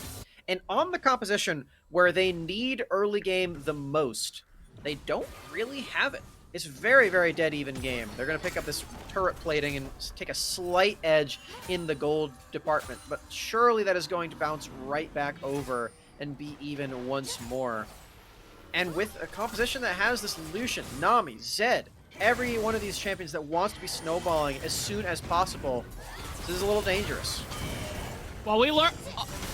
Hey, man, I think we learned the lesson last time that trying to go onto a Qiyana when she's next to a wall allows for that supreme display of talent to just lock you down, and Pancake Slap also going to get run down by Hamlegs and Dragonic on the play. Maybe a little bit of overconfidence coming out from La Quinta High School, the 2-game buffer, putting them in a spot where, you know what, they're feeling pretty good about their chances of winning this series, but Kiting is doing a damn good job of keeping them on their toes right now. Kiting is showing that he just can't be hit with the death mark. It does not go your way. You are trying to kill this Qiyana, as Brooklyn very close to killing Hamlegs in the Lamb's Respite. Could go for it once more. Oh my word. Oh, bounce house for no, Brooklyn, Hamlegs. but NA Wood player comes back from the grave, assassinates Dragonic after Lamb's Respite is already gone. Now there's 3 players, both on either team, showing up in the mid lane, seeing if they can get a little bit of a little square dance going on. A beautiful bubble from Pancake. Immediately, NA Wood player jumps on top of that one. Rupture comes out from Zealot trying to slow NA Wood player's roll, but he's not going anywhere. He's returning back to the mid lane. Kiting as well also returns. And the rest of La Quinta, no one is dealing with Nut and Muffin, who is just chilling bot lane, getting some plates. It was effectively a 4v5 that La Quinta just took in the mid lane. They got the better end of it as well. The damage expended onto Brooklyn. Turns out the Scion's still kind of a tank, as long as you have a bunch of stacks onto your W, getting you all of that bonus HP. Even if you go for lethality, this champion is still quite difficult to take down. We're seeing the damage come to fruition. The rocket grab ended up killing Hamlegs in the end. That ended up being not great as a trade. Getting a Rift Herald in the mid lane. We're seeing that this Kindred champion seems to be struggling in the early game time and time again for this squad. Even in the jungle position, its rightful location doesn't end up working out for Arcadia quite yet, but I'm more confident in the scaling this time. Yeah, there's always a chance for the Kindred to be online later on, even if the early game doesn't work out. I look at Kindred a lot as like a Yasuo, where early game, you have a lot of early game potential, right? But even if that doesn't go your way, hold that thought, Hamlings, he's gone. That's the Encore gone too. Pretty big cooldowns. Not going to be available for this Drake fight. Now, NA Wood player doesn't have Flash, doesn't have Shadow. Silenced up, and that's just easy pickings for Arcadia High School, thanks to that, the Feral Scream from Zealot. But they're walking right into a full decimating smash. This is Brooklyn. I think the Prowess Claw has already been finished. Kiting still has supreme display of talent, but this is not quite the optimal place to use it. Gets a 3-man stun onto Daisy, Jabong, and Brooklyn, but Kiting now has to walk away. Hamlet is back. This is looking more dangerous than you'd expect as Draconic over the wall. Oh, Draconic gonna start up the dragon here. Oh, beautiful double knockup. I don't even know that was from it. It looks like the power fist from Hamlings. And there's the Prowess Claw! Prowess Claw almost got him! Oh, no! Trying to fire up on top of it! Oh, but he gets caught out! Arcadia are gonna come up huge in this dragon fight! They absolutely are, and they're not done quite yet, Rafa. Pancake Slap, no mana on Nami, trying to run away. Draconic in position, but now NA Wood player is back from the grave. Draconic is getting really low under the Lamb's Respite, will drop. NA Wood player, Prowler's Claw online for Ignite! Igniting. Ooh, NA Wood player! Wait, Zealot Frenzies is coming.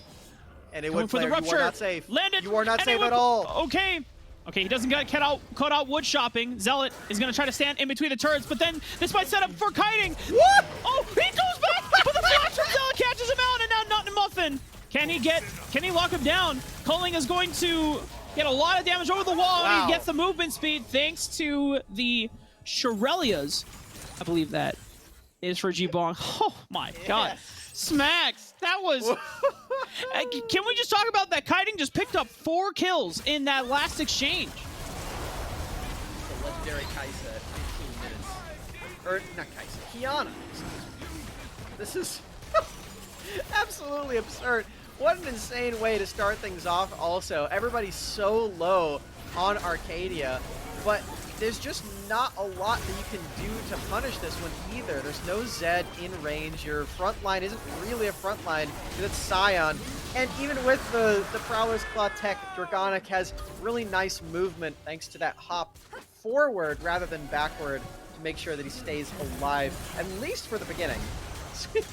Yeah, Get anyone players dead. Oh, specifically, man. I mean, specifically, full lethality Scion. You know, normally Scion should be a decent front line, but yeah. And they're, you know, Lakita are having a lot of fun this game. They had the 2-game buffer, and Arcadia are now really delivering the punishment and making it so that they cannot just get away with a 3rd game of shenanigans like this. Yeah, it's a few shutdown kills back on over to La Quinta, but Kiting is a huge beast right now. Serpent's Fang also completed, so even any shields that come through thanks to Ivern is also going to get shredded as well. Ivern shielding, the Scion shielding, anything like an Eclipse, which wasn't picked up by any Wood player. It is the Duskblade. Oh my word. I don't think you're going to live this one. Yeah, Kiting didn't even have to... Ooh. That was a lot. That was a lot of damage. Okay, 2-on-2 here, but it's Pancake and Brooklyn, which is AD Scion against... the Kindred. It's going to be close. Does he have the Prowler's Claw to lock him down? It's going to be the Ebb and Flow that locks down Dragonic for the kill. A nice bubble on top of Zealot into the root from Ivern. G-Bong trying to lock him down as much as he can. Calling from over the wall. It's a double for Pancake Slap. Pancake is pretty gnarly on this Nami right now, riding the wave, being a surfer, bro. Getting that double kill as well as setting up for the Rift Herald. Gotta watch out for Kiting. Vision of the play. Supreme display of talent available. Be careful, guys. This Kiana's coming in hot. You gotta run.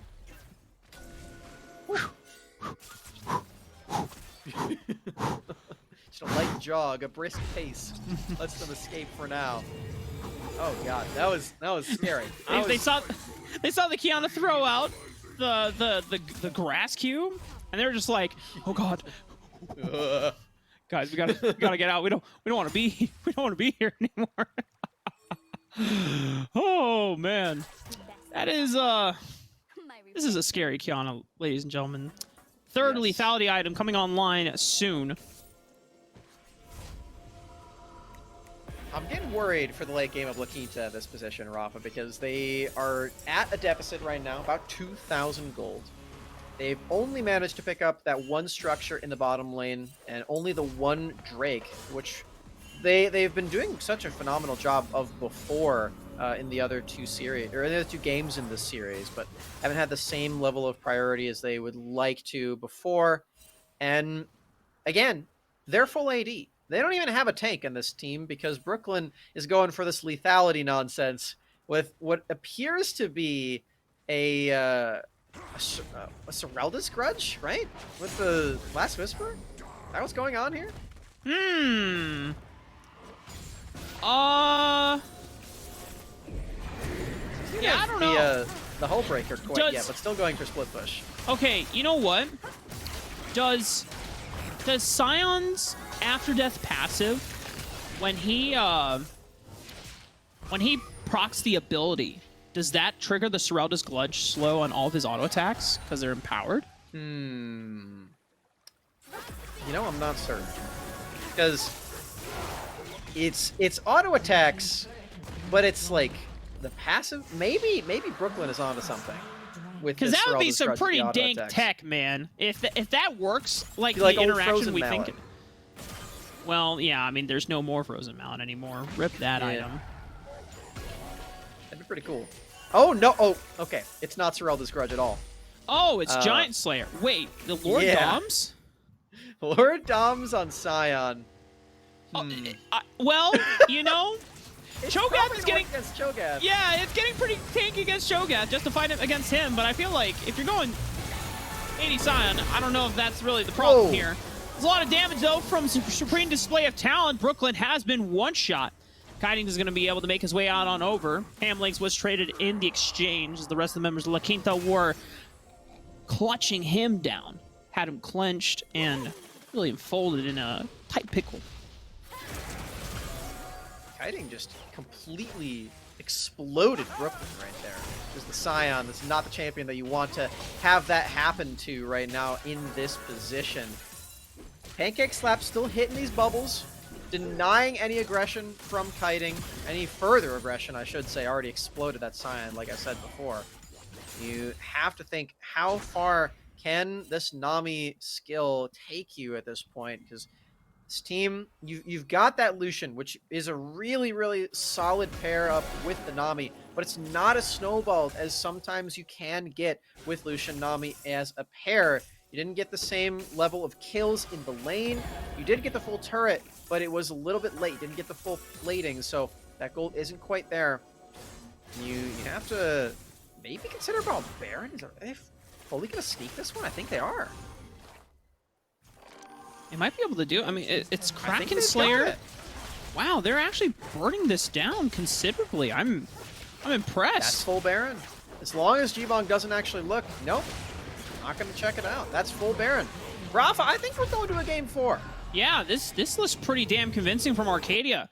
Taking advantage of not only, once again, a pretty spicy arrangement of champions in this composition, but also, if we're going to be honest, taking advantage of the fact that La Quinta are probably having a little bit more fun than they intended, but the part where they're supposed to also win the game is not coming through for them.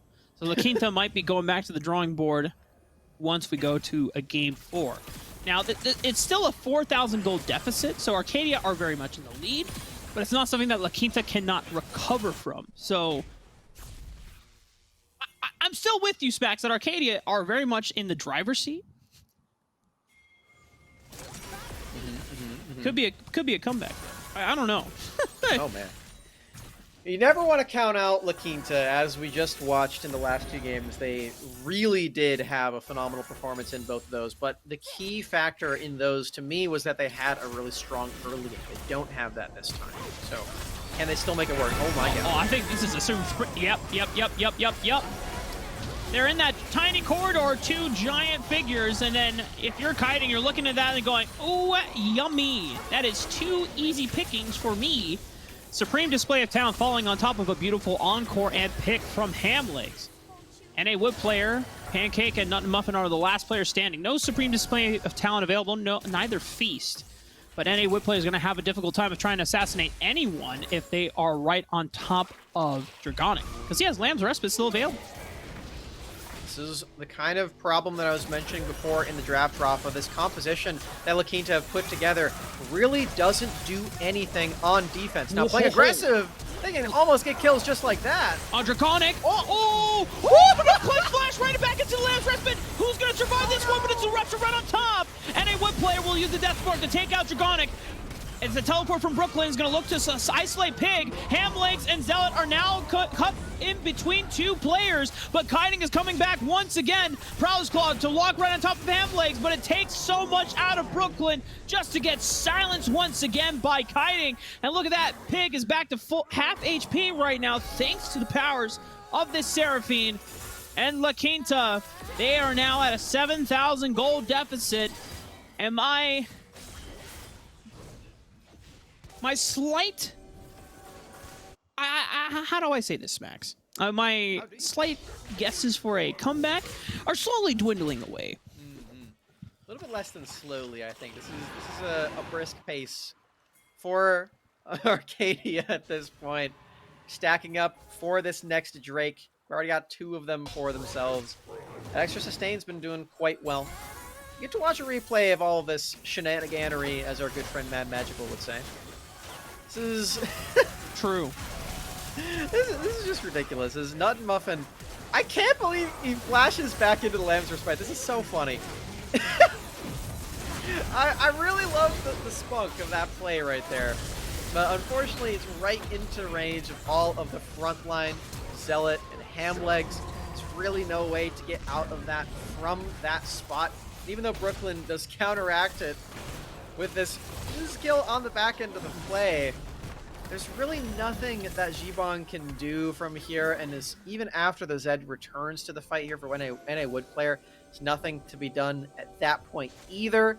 And it's just fighting for table scraps all the entire team. It's kiting, meanwhile, is eating good. 4 items from Kiana. Death Stance on top of it, so instead of a 4th lethality item, going for a little bit of survivability, an extra ability haste as well, does not, you know, it's not bad for continuously throwing out spells, and it's a way to survive a potential one-shot burst from NA Wood player. So this is very much a game for Arcadia to win, and La Quinta, I definitely looking like them thinking about, all right, guys, let's take Game 4 seriously. Let's actually make sure that we close out this series, because giving Arcadia momentum swing right here in Game 3, something you do not want to do so disrespectfully. And a tidal wave, gonna field goal. Nice rupture into the double entendre. Encore is gonna land a lot of crowd control onto Pancake, locks him down. And a Wood player coming in through for a little cheeky flank, flashing away from Supreme display of talent. And a Wood player is trying to bust out all the moves right now to see if he can break their angles, but it's his that get tripped up eventually by Dragonic, who catches him on the flip side. Brooklyn trying to frontline as best as he can, but this is a full AD Zion, so you're not getting much mileage out of that one. It's now up to G-Bong, Nut Muffin, and Pancake Slap, but already a flash gone, tidal wave gone. Culling is going to come out, try to push the members back, but a beautiful rupture from Zealot. It's going to stop him in his tracks. Pig is just walking on up slowly, ready to down smash. Doesn't give a damn what Nut and Muffin can do. All 5 members strong from Arcadia High School are going to push this into the Nexus, and we are going to Game 4. One more turret and one this for Arcadia, and that will secure. They are on the board in this finals best of 5, as La Quinta's efforts to style do fall to the wayside. Composition with all of these assassins and no magic damage is just not gonna fly in this best of 5. You are going to have to give it your best effort for all 3 of those wins, Rafa.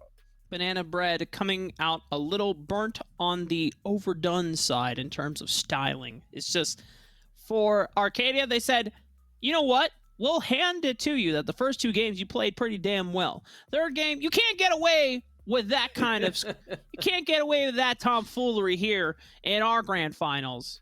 We're going to make sure to stop you. And now this will definitely bring things to back to earth here in terms of realistic compositions that La Quinta can work with. And I know that me and Smacks, we're definitely looking forward to seeing how La Quinta are going to be bouncing back and showing us a better fight. But the question that could arise here, Smacks, is if this momentum swing is enough to make Arcadia competitive, even if La Quinta bring a more stable composition into the next game. Sometimes all it takes is just winning that one game to get all that confidence back. No matter how you win that game, you're like, all right, these guys are messing around. We're going to show them.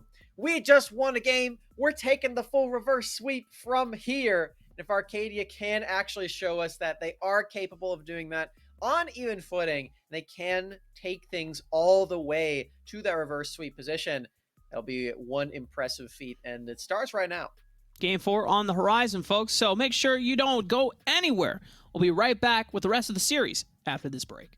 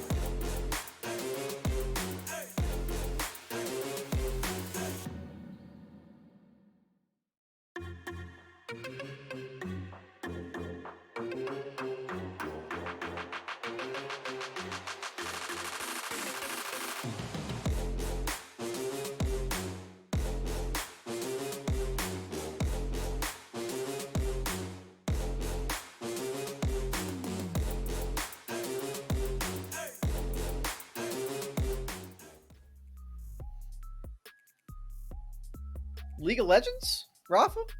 Are you there? He's back. Are La Quinta gonna play for real now? Can I come back? No, man. I'm just kidding. I'm just kidding.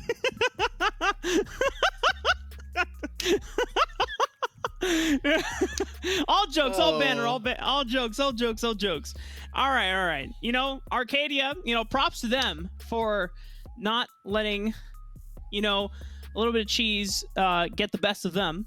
And honestly, Smack, you can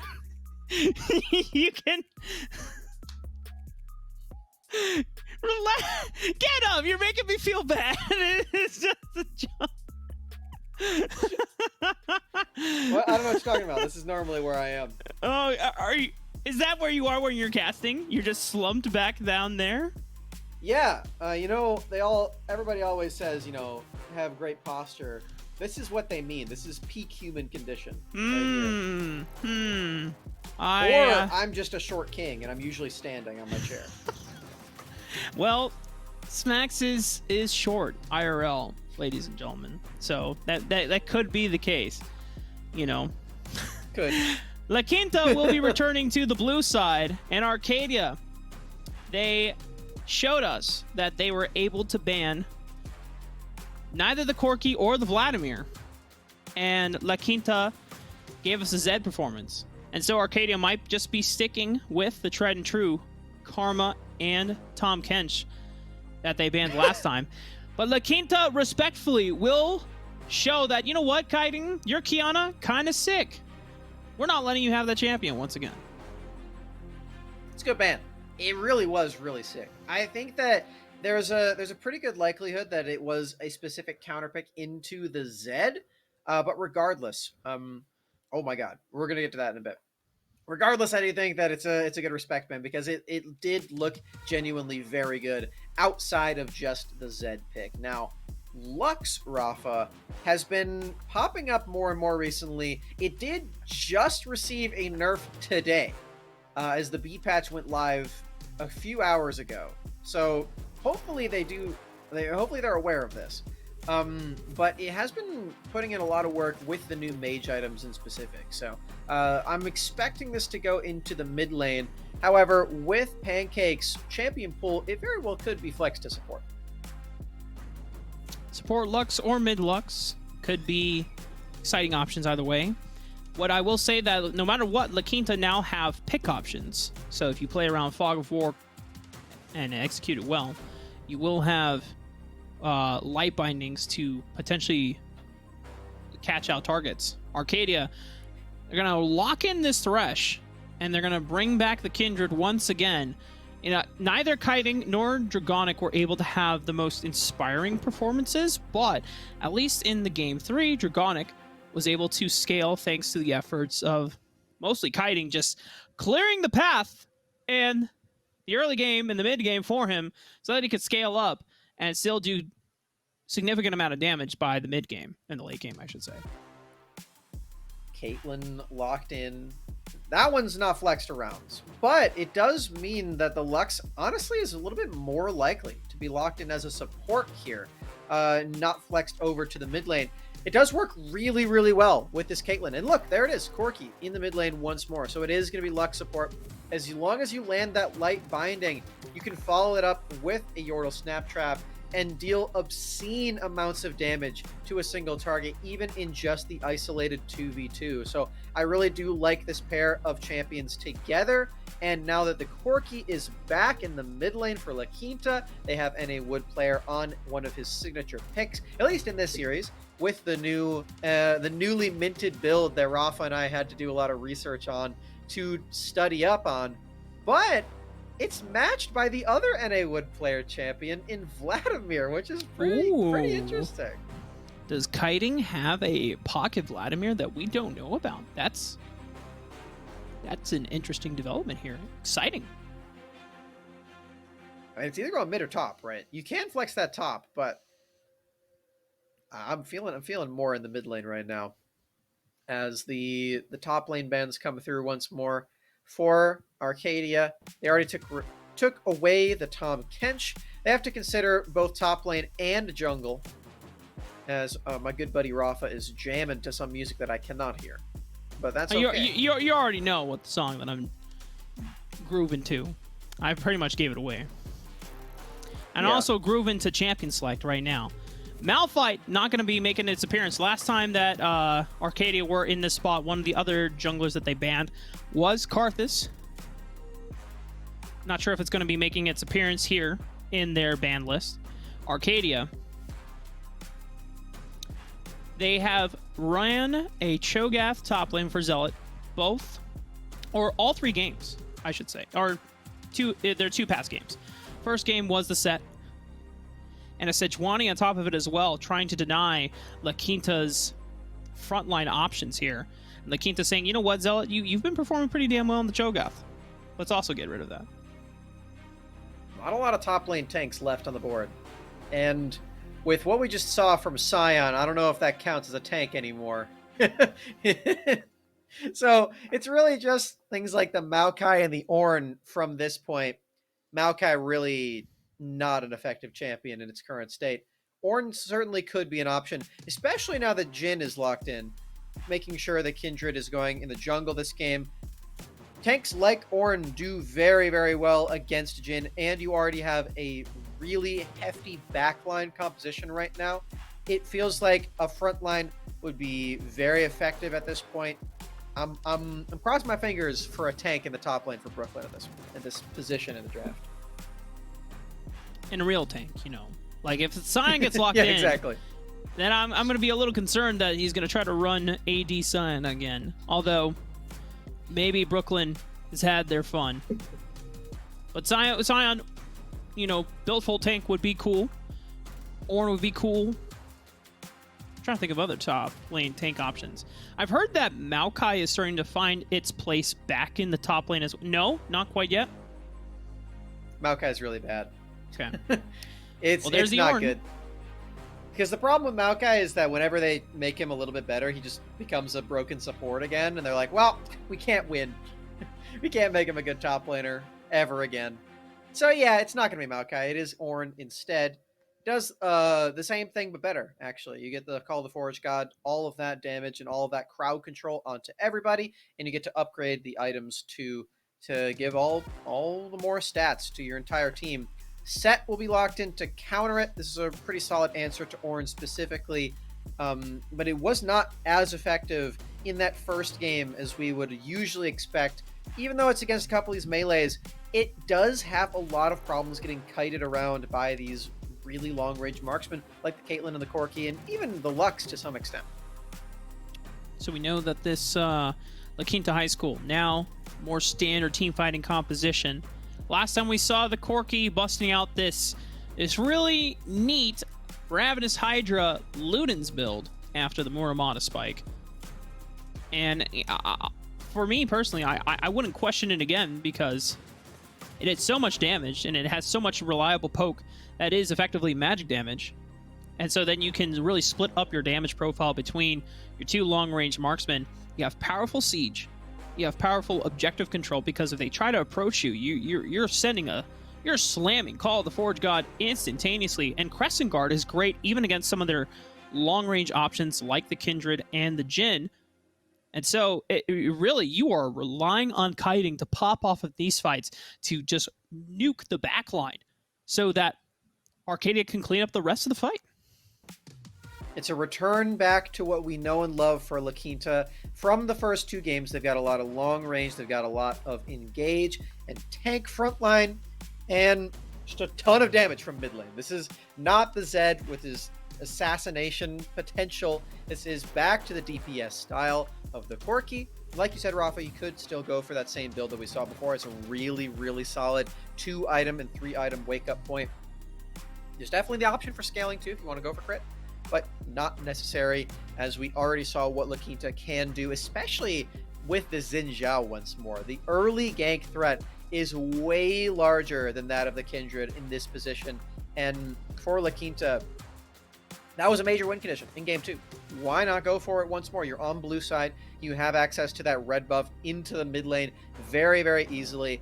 I feel like that is something that they can look to do again, and Arcadia have to counteract this because they already saw how good that can be. I will say that the counter gank potential of Kindred is counter gank potential for both sides is really strong, but it is much more favorable for the Kindred if they're the ones that are finding the counter ganks rather than ganks or skirmishes against the Xin Zhao, because yes, it's a ranged champion, but Xin Zhao will stat check you so hard if he gets on top of you. So you need to make sure that you're distancing yourself and you're not expending your dance of arrows just kind of willy-nilly. You have to maintain the long-range gap until you see Jibong expend and burn things like the Audacious Charge and the Flash before you start committing using your ability of your own, because that's how you win the matchup. Otherwise, this Kindred, if it gets jumped on by the Xin Zhao when it's in the middle of burning down its mobility cooldowns, this Kindred will be in a very sad and tough spot. But on the flip side, you counter gank when Xin Zhao's committed everything. Xin Zhao's got nowhere to run. Definitely true. He's probably already used that Audacious Charge. And at that point, the only option to get out is Flash. So that is something that you can look to do. Maybe you still drop the vision for the gank. You know, you ward the entrance to the mid lane around where the red buff is so that you cover for your mid laner and make sure that that gank is not possible. Or if it is, you know that it's coming, and then you send that Kindred right there to counteract. I like that idea a lot. And it would pave the way for Kindred to open up and start having this priority around the early game as well. So you can go for that early Scuttle Crab, take both of them potentially, and then not risk that 50-50 and already get a mark. That would be a great way to start off this game for Arcadia. They really do need to make sure that they are on even footing or ahead at the early and mid-game stages of this game, because we already saw what La Quinta can do with the composition very similar to this in that second game. So the onus is again on Arcadia. Can they put a stop to the very skillful players that won those first two games and keep that reverse sweep going for themselves? And I will say that there was some questions that actually were left to be answered by La Quinta's bot lane. This was a Lucian Nami, probably one of the more oppressive bot lanes that you can play in the game right now, unless, you know, things have been nerfed for that combo that we're not aware of. And yet, there is kill potential that Pig and Hamlegs exemplified with a Seraphine Blitzcrank, a very unlikely duo that we don't really see or would expect kill threat to happen at least before level 6. But it almost worked out. And so now the question is, if they're now on a more standard bot lane like Jhin and Thresh, Jhin is one of the few champions that does have a potential advantageous lane matchup into Caitlyn, because, yeah, Caitlyn has longer range, but Jhin can actually take an all-in trade because you have the execute in that fourth bullet. Jin's pretty solid into Caitlyn, because there are a lot of moments where Caitlyn does stand perfectly still when she's charging up her Piltover Peacemaker, when she's charging up the Ace in the Hole, and it's also pretty easy to line up the Deadly Flourish when she's in the 90 caliber net. So that skill is quite simple to land upon the Caitlyn, even without any follow-up crowd control. And if you do that, then it's really easy for Thresh to follow up with things like the Flay and the Death Sentence. So that's something that we have to watch out for from these two, who, like you said, are playing a pretty standard lane, where this has been the most unorthodox pair that we've had throughout the entire series, with things like the Veigar and the Seraphine. Jhin is kind of mage adjacent, though, if you really think about it. A lot of his damage does come from those spells, and that's exactly true of Veigar and Seraphine. So maybe this is just still in his wheelhouse. Maybe this is just, you know, a guy who plays a lot of mages, maybe a mid lane player on the secondary role, and uses that to come down to the bottom lane and pop off on Jhin.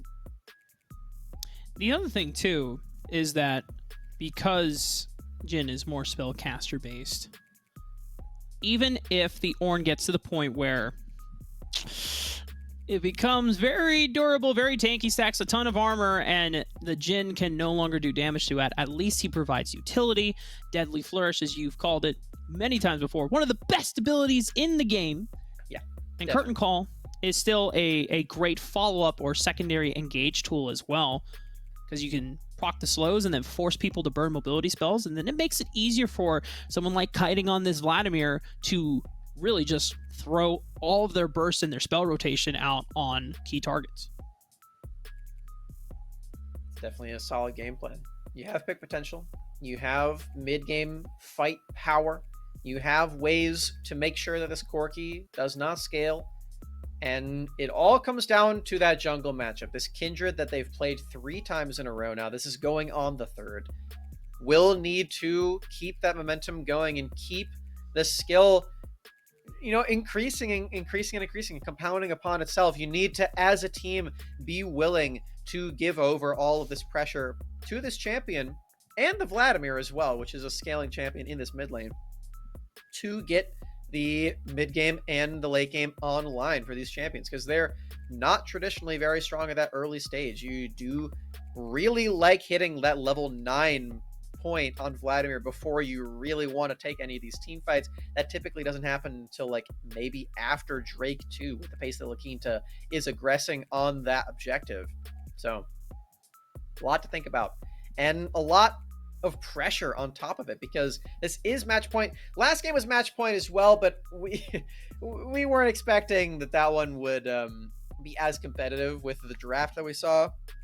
You know, nothing against Ivern and Zed, but well, maybe Zed, not all at once. Yeah, Zed I can believe in working, right? You know, I mean, and to be fair, the Ivern can function in certain compositions, because there's other things that you were touching on, how the jungle changes have benefited Ivern in not only being able to actually do Krugs, but because Scuttle Crab is no longer as a priority objective for junglers, Ivern does kind of lack on the skirmishing potential in the early game.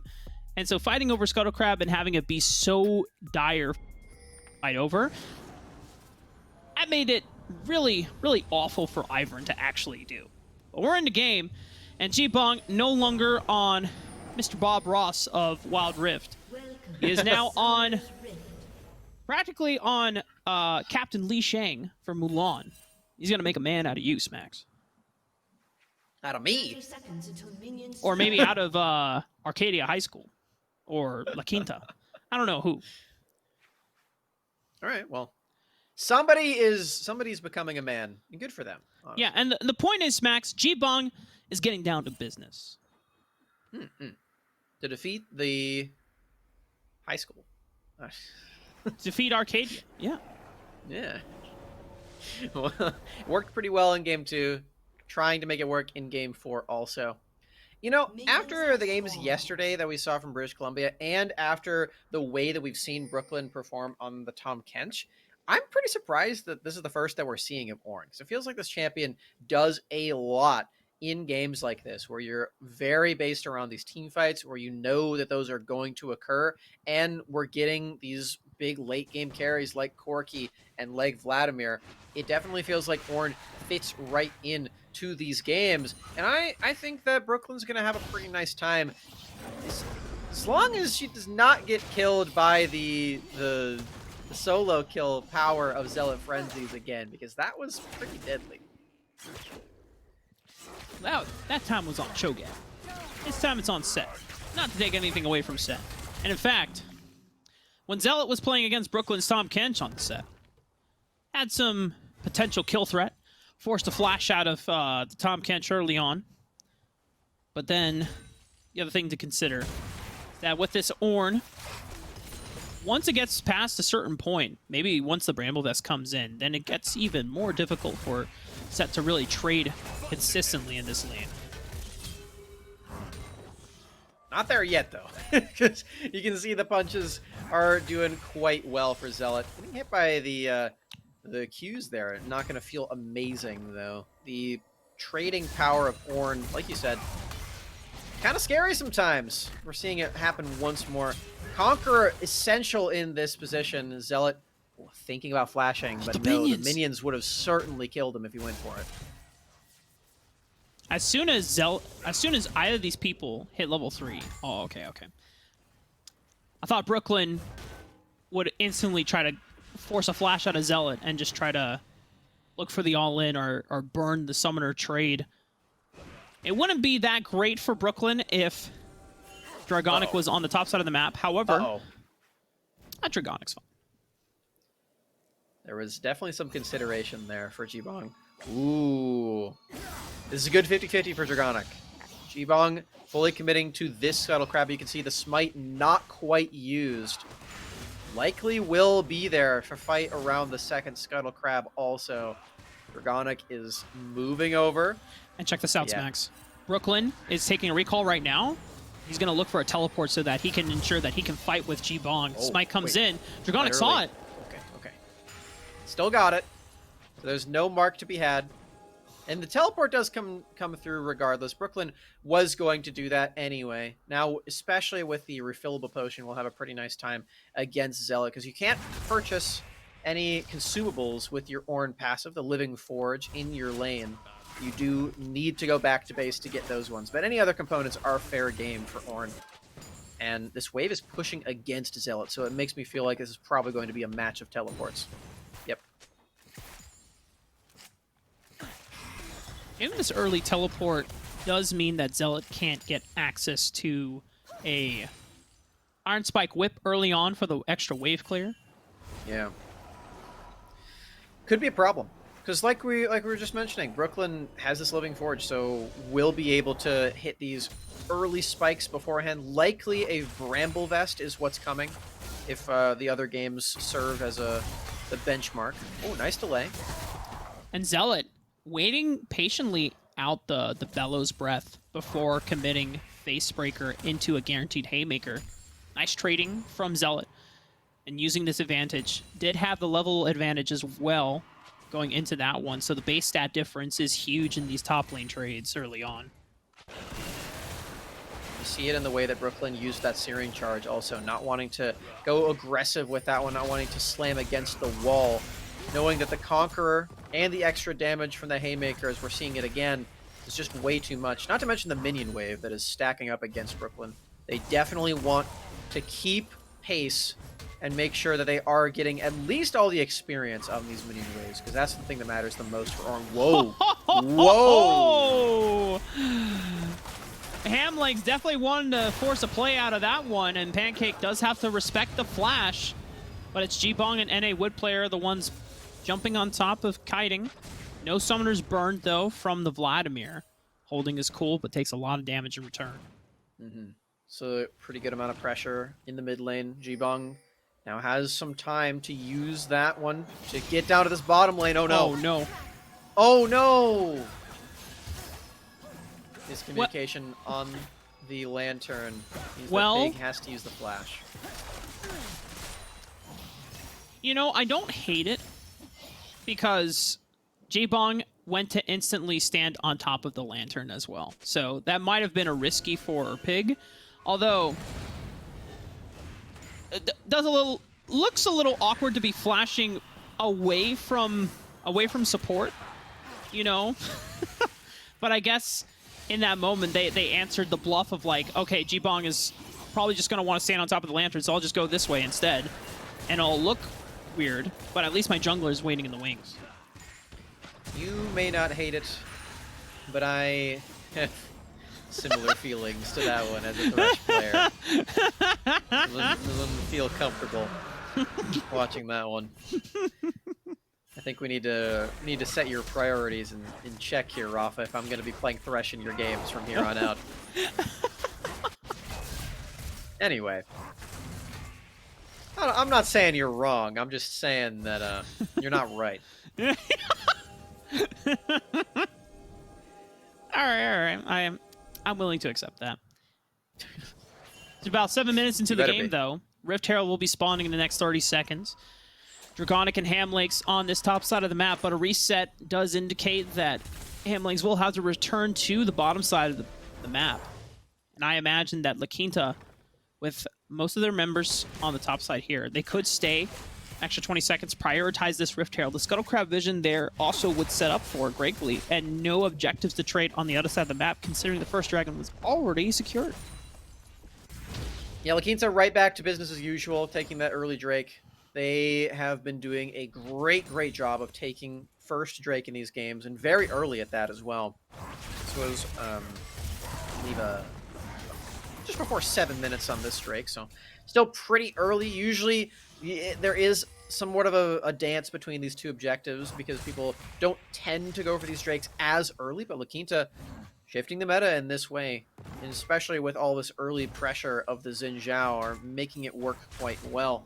Moving over to the Rift Herald, like you said, Rafa, they don't have to consider about any objective trade on the other side. They just have to make sure that they don't get killed by potential jungle and support link up once more, because they already saw the lengths that Hamlegs is willing to go to get the jungler in range with the death sentence and the dark passage. Dragonic being on the other side of the map, just taking this opportunity to extend their farm lead on this Kindred. Kindred not necessarily known for having the greatest clear speed as a jungler, but definitely enjoys the fact that they get some time to farm up. If this is still a scaling carry, even if it has a lot of early game lethality as a marksman player. But Dragonic taking this time. Also, oh, don't tell me. Did NA Wood player stole the crab, and now Dragonic is pissed. It's a lot of damage, and it forces his hands with the Lamb's Respite. NA Wood player just swags on out. That's such a disaster for Dragonic. Oh, that is the worst feeling in all of League of Legends. Getting your Kindred mark stolen away, not even by the jungler, just a stray Corki rocket. Oh no. Well, now Dragonic wants blood. Definitely wants to find a kill opportunity here. Curtain Call is going to pop up. Nut and Muffin already burned both Flash and Cleanse. Going to walk out of the last Curtain Call bullet. Dragonic taking a lot of damage in response as well. Pancake knowing that they could go for a burst combo because the Lamb's Respite was just burned a few seconds ago. It's a nice gank. I really like that one from Dragonic. Even though it didn't end up working out in a kill, it forced a lot of pressure onto Nut and Muffin and Pancake Slap. Fortunately, Jibong is there to respond. And it looks like this is potentially a full turret with the Caitlyn siege damage and all of the ranged auto attacks that are coming through. Rift Herald secures a 10.5-minute first turret. That's picturesque for Caitlyn, what you want out of an early game. This is so big. Could potentially be a full mythic completion as well off of all that turret gold. Let's find out. That's the Oh. Yep, there it is. Bam! Gale Force on top of it, too. And you already know what the next play is. Rotate Nut and Muffin into this mid lane. Help NA Wood player get the siege down onto Kiting as well. Gain more turret plates and just try and accelerate the mid-game pacing here for La Quinta. Right now, it's just a solid 2,000 gold lead. No kills, by the way. It's just straight up through the laning phase and the advantages of taking down turrets and plates within the first 11 minutes of the game. Who's next? It's a Kindred mark! Poggers! Dragonic got one, at least. And now... It's got a flash. Yep. Hamlegs has flash to follow, potentially, but not gonna go for it. Ornn, very tanky, and they already got a slight win on this one. They are much more interested in pressuring this mid lane to make sure that Nut and Muffin and Pancake Slap can't do the same thing that they just did in the bottom lane. In the mid, do deny a turret plating, I believe. I don't think that second one went over to these carries. Well, this pressure certainly has. They are now using that one to get in range for the second Drake. Pig is technically not quite with the rest of his team. And these traps from Caitlyn is going to separate the members of Arcadia from being able to get through this choke point. Between Caitlyn and Lux, they're doing a lot of great job to really get them away, but they now finally be able to walk through the choke point. Dragon will be secured by Jibong. Current Call slowing down the roll of La Quinta, but a double teleport from Brooklyn and Zealot means that it's kind of a stalemate between both of these teams. Definitely feels like it. In that position, it just goes over to whatever team secured the smite onto the Drake. Jibong, with the damage layering from his team, was able to do that yet again. 2-0 for the Drakes of La Quinta High School.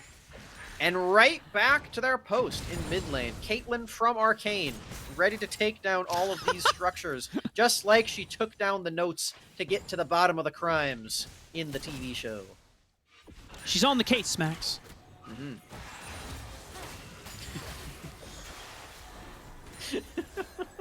I hope people aren't sick of Arcane references by now. Well, we haven't had too many of them today, honestly. Yeah, this is a low number for us. This is our first one, if I'm going to be honest. It's just because we've been making so many Arcane references throughout the other PlayVS tournaments that anyone who is consistently watching all of them might get sick of it. But for any new viewers joining us today, yeah, we're referencing a great show. It's broken many records on Netflix, by the way. So shout outs to Riot Games and League of Legends and all of the Runeterra fans and the Runeterra lore. I mean, this is such a great show. If you haven't watched it, by the way, go watch it. Or at least introduce your family and friends to it, because I think the fact that it is doing so well crossing over to other audiences, because that show was made for, you know, getting new people to get into the world of Runeterra. And if you get your family and friends and you get other people into it, then more people are interested in League of Legends, which is currently what we're broadcasting right now. Whoa, Specify. Mark, you're making it sound like a pyramid scheme right now. You want to pump the brakes just a little bit. Not a pyramid scheme. It's just a good show, okay? Yeah.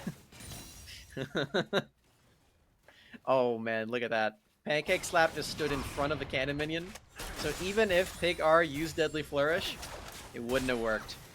That's the nice support play that I like to see. The slight denial right there. Yeah, there could have been a Thresh that flashed on top of you with Death Sentence, but it's worth it to get into the head of the enemy marksman and deny cannon minion.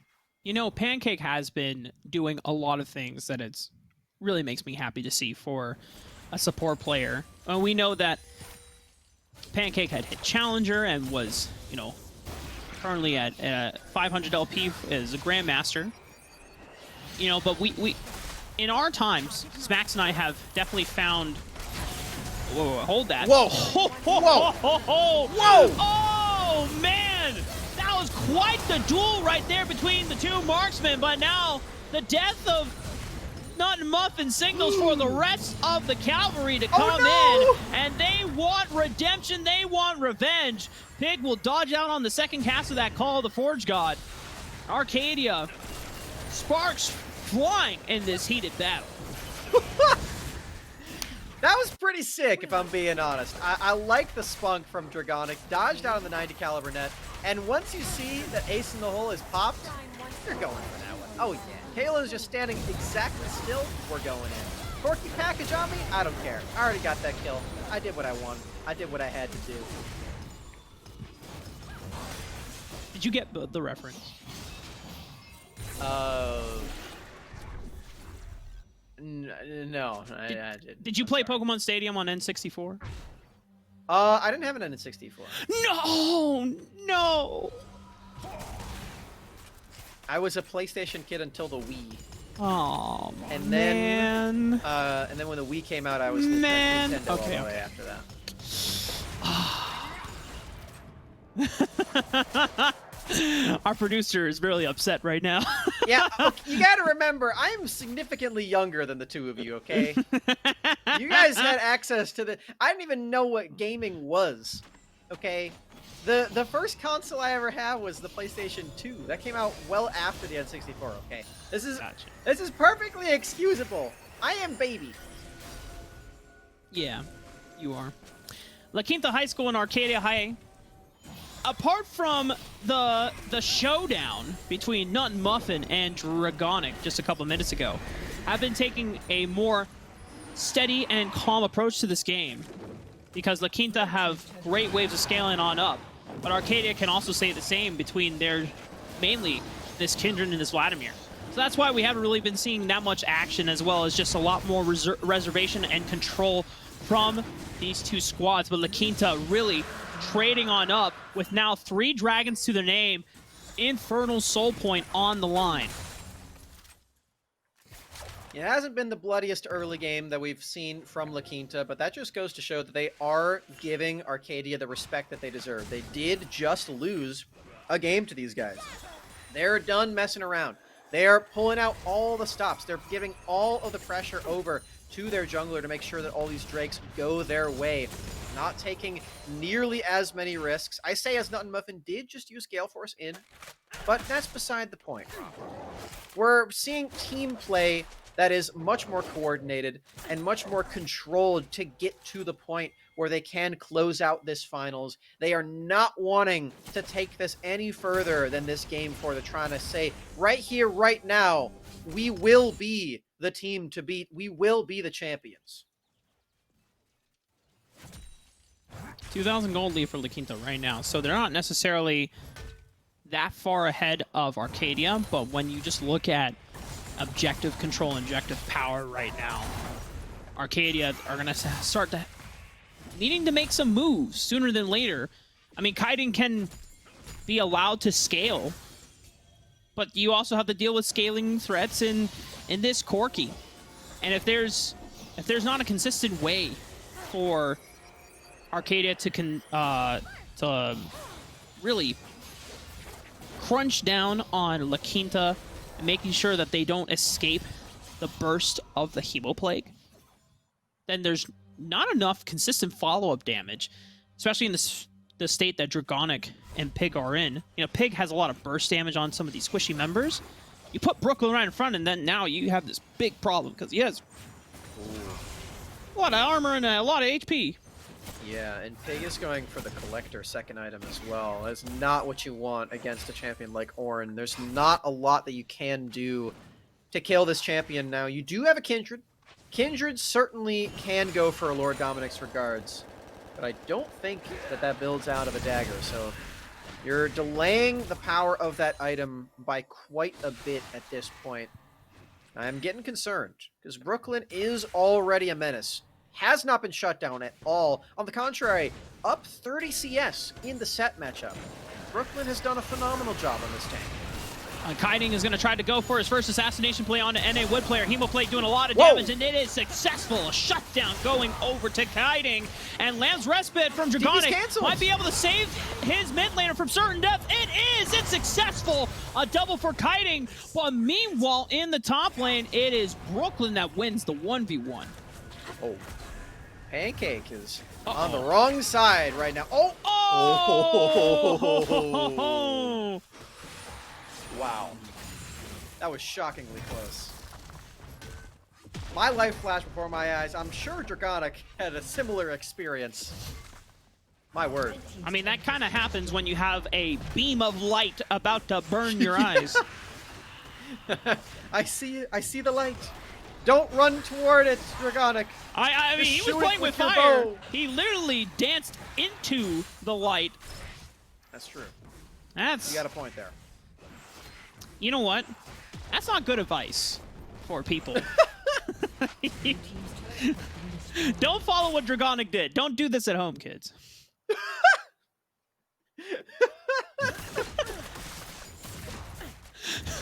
We're having out-of-body experiences over here on the PlayVS cast.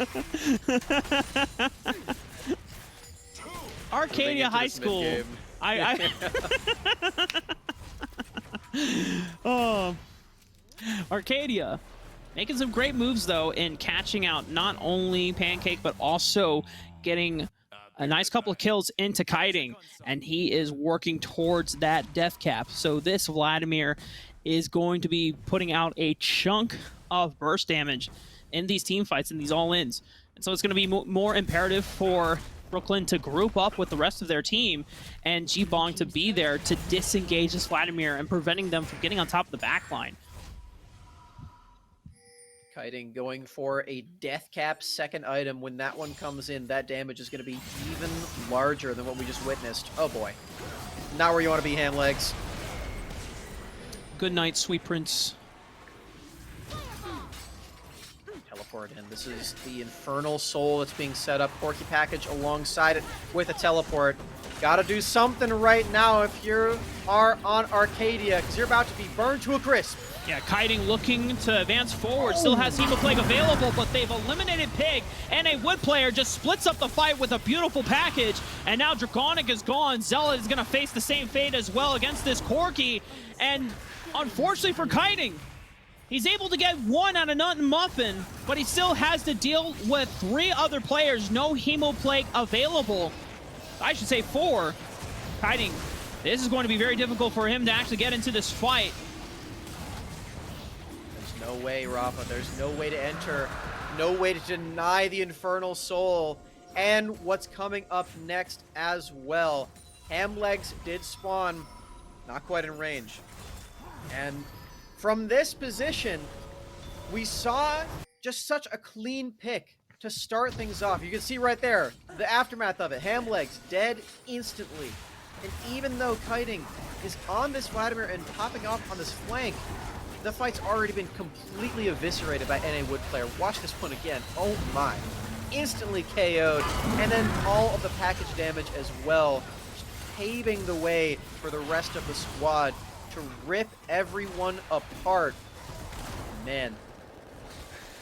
Even after the flash as well from Zealot to try desperately to make it an even trade as well. Can't get in range of this Corki. This is the problem with a champion like Set. You will get out-kited by these marksmen. Hamlings finds a death sentence on the Jeep Bong, but doesn't really feel pretty confident about going into that one. All 5 of these players now grouped up. This is the point of the game where La Quinta are one giant death ball. They want to set up their marksmen so that they can get in position to poke, siege, and take down these turrets with impunity. And Arcadia are struggling to find a way to get through these choke points. Going for the full team engage. Whoa! Showstopper from Zealot is just instantly canceled. He gets killed in midair. And the rest of the knockups are coming through. Lamb's Respite doesn't come through in time. Kiting is gone, and a majority of your damage is gone, and La Quinta might have just done it. Smacks Arcadia High. They showed us brilliance in Game 3, but La Quinta were here to stop the momentum drain from even coming through. Oh, no. And they're looking to end the game. No survivors left. The Ace in the Hole will do it. And Arcadia High, through thick and thin, will not be able to make it through. It is La Quinta. They have made it through. Smacks, they had to take on Sunny Hills in semifinals, the ones that bested them last time when we saw them here on the PlayVS stage. But as Banana Bread will take everything for California. Congratulations to La Quinta High School for taking the finals in a 3-1 scoreline. It was a blast the entire way through. They showed us utter team domination, and then they also showed us Ivern. And through all of that, ended up being the champions. Congratulations, guys. You earned it. They also showed us AD Scion, man. You know, that's true. That's pretty fun. That is true.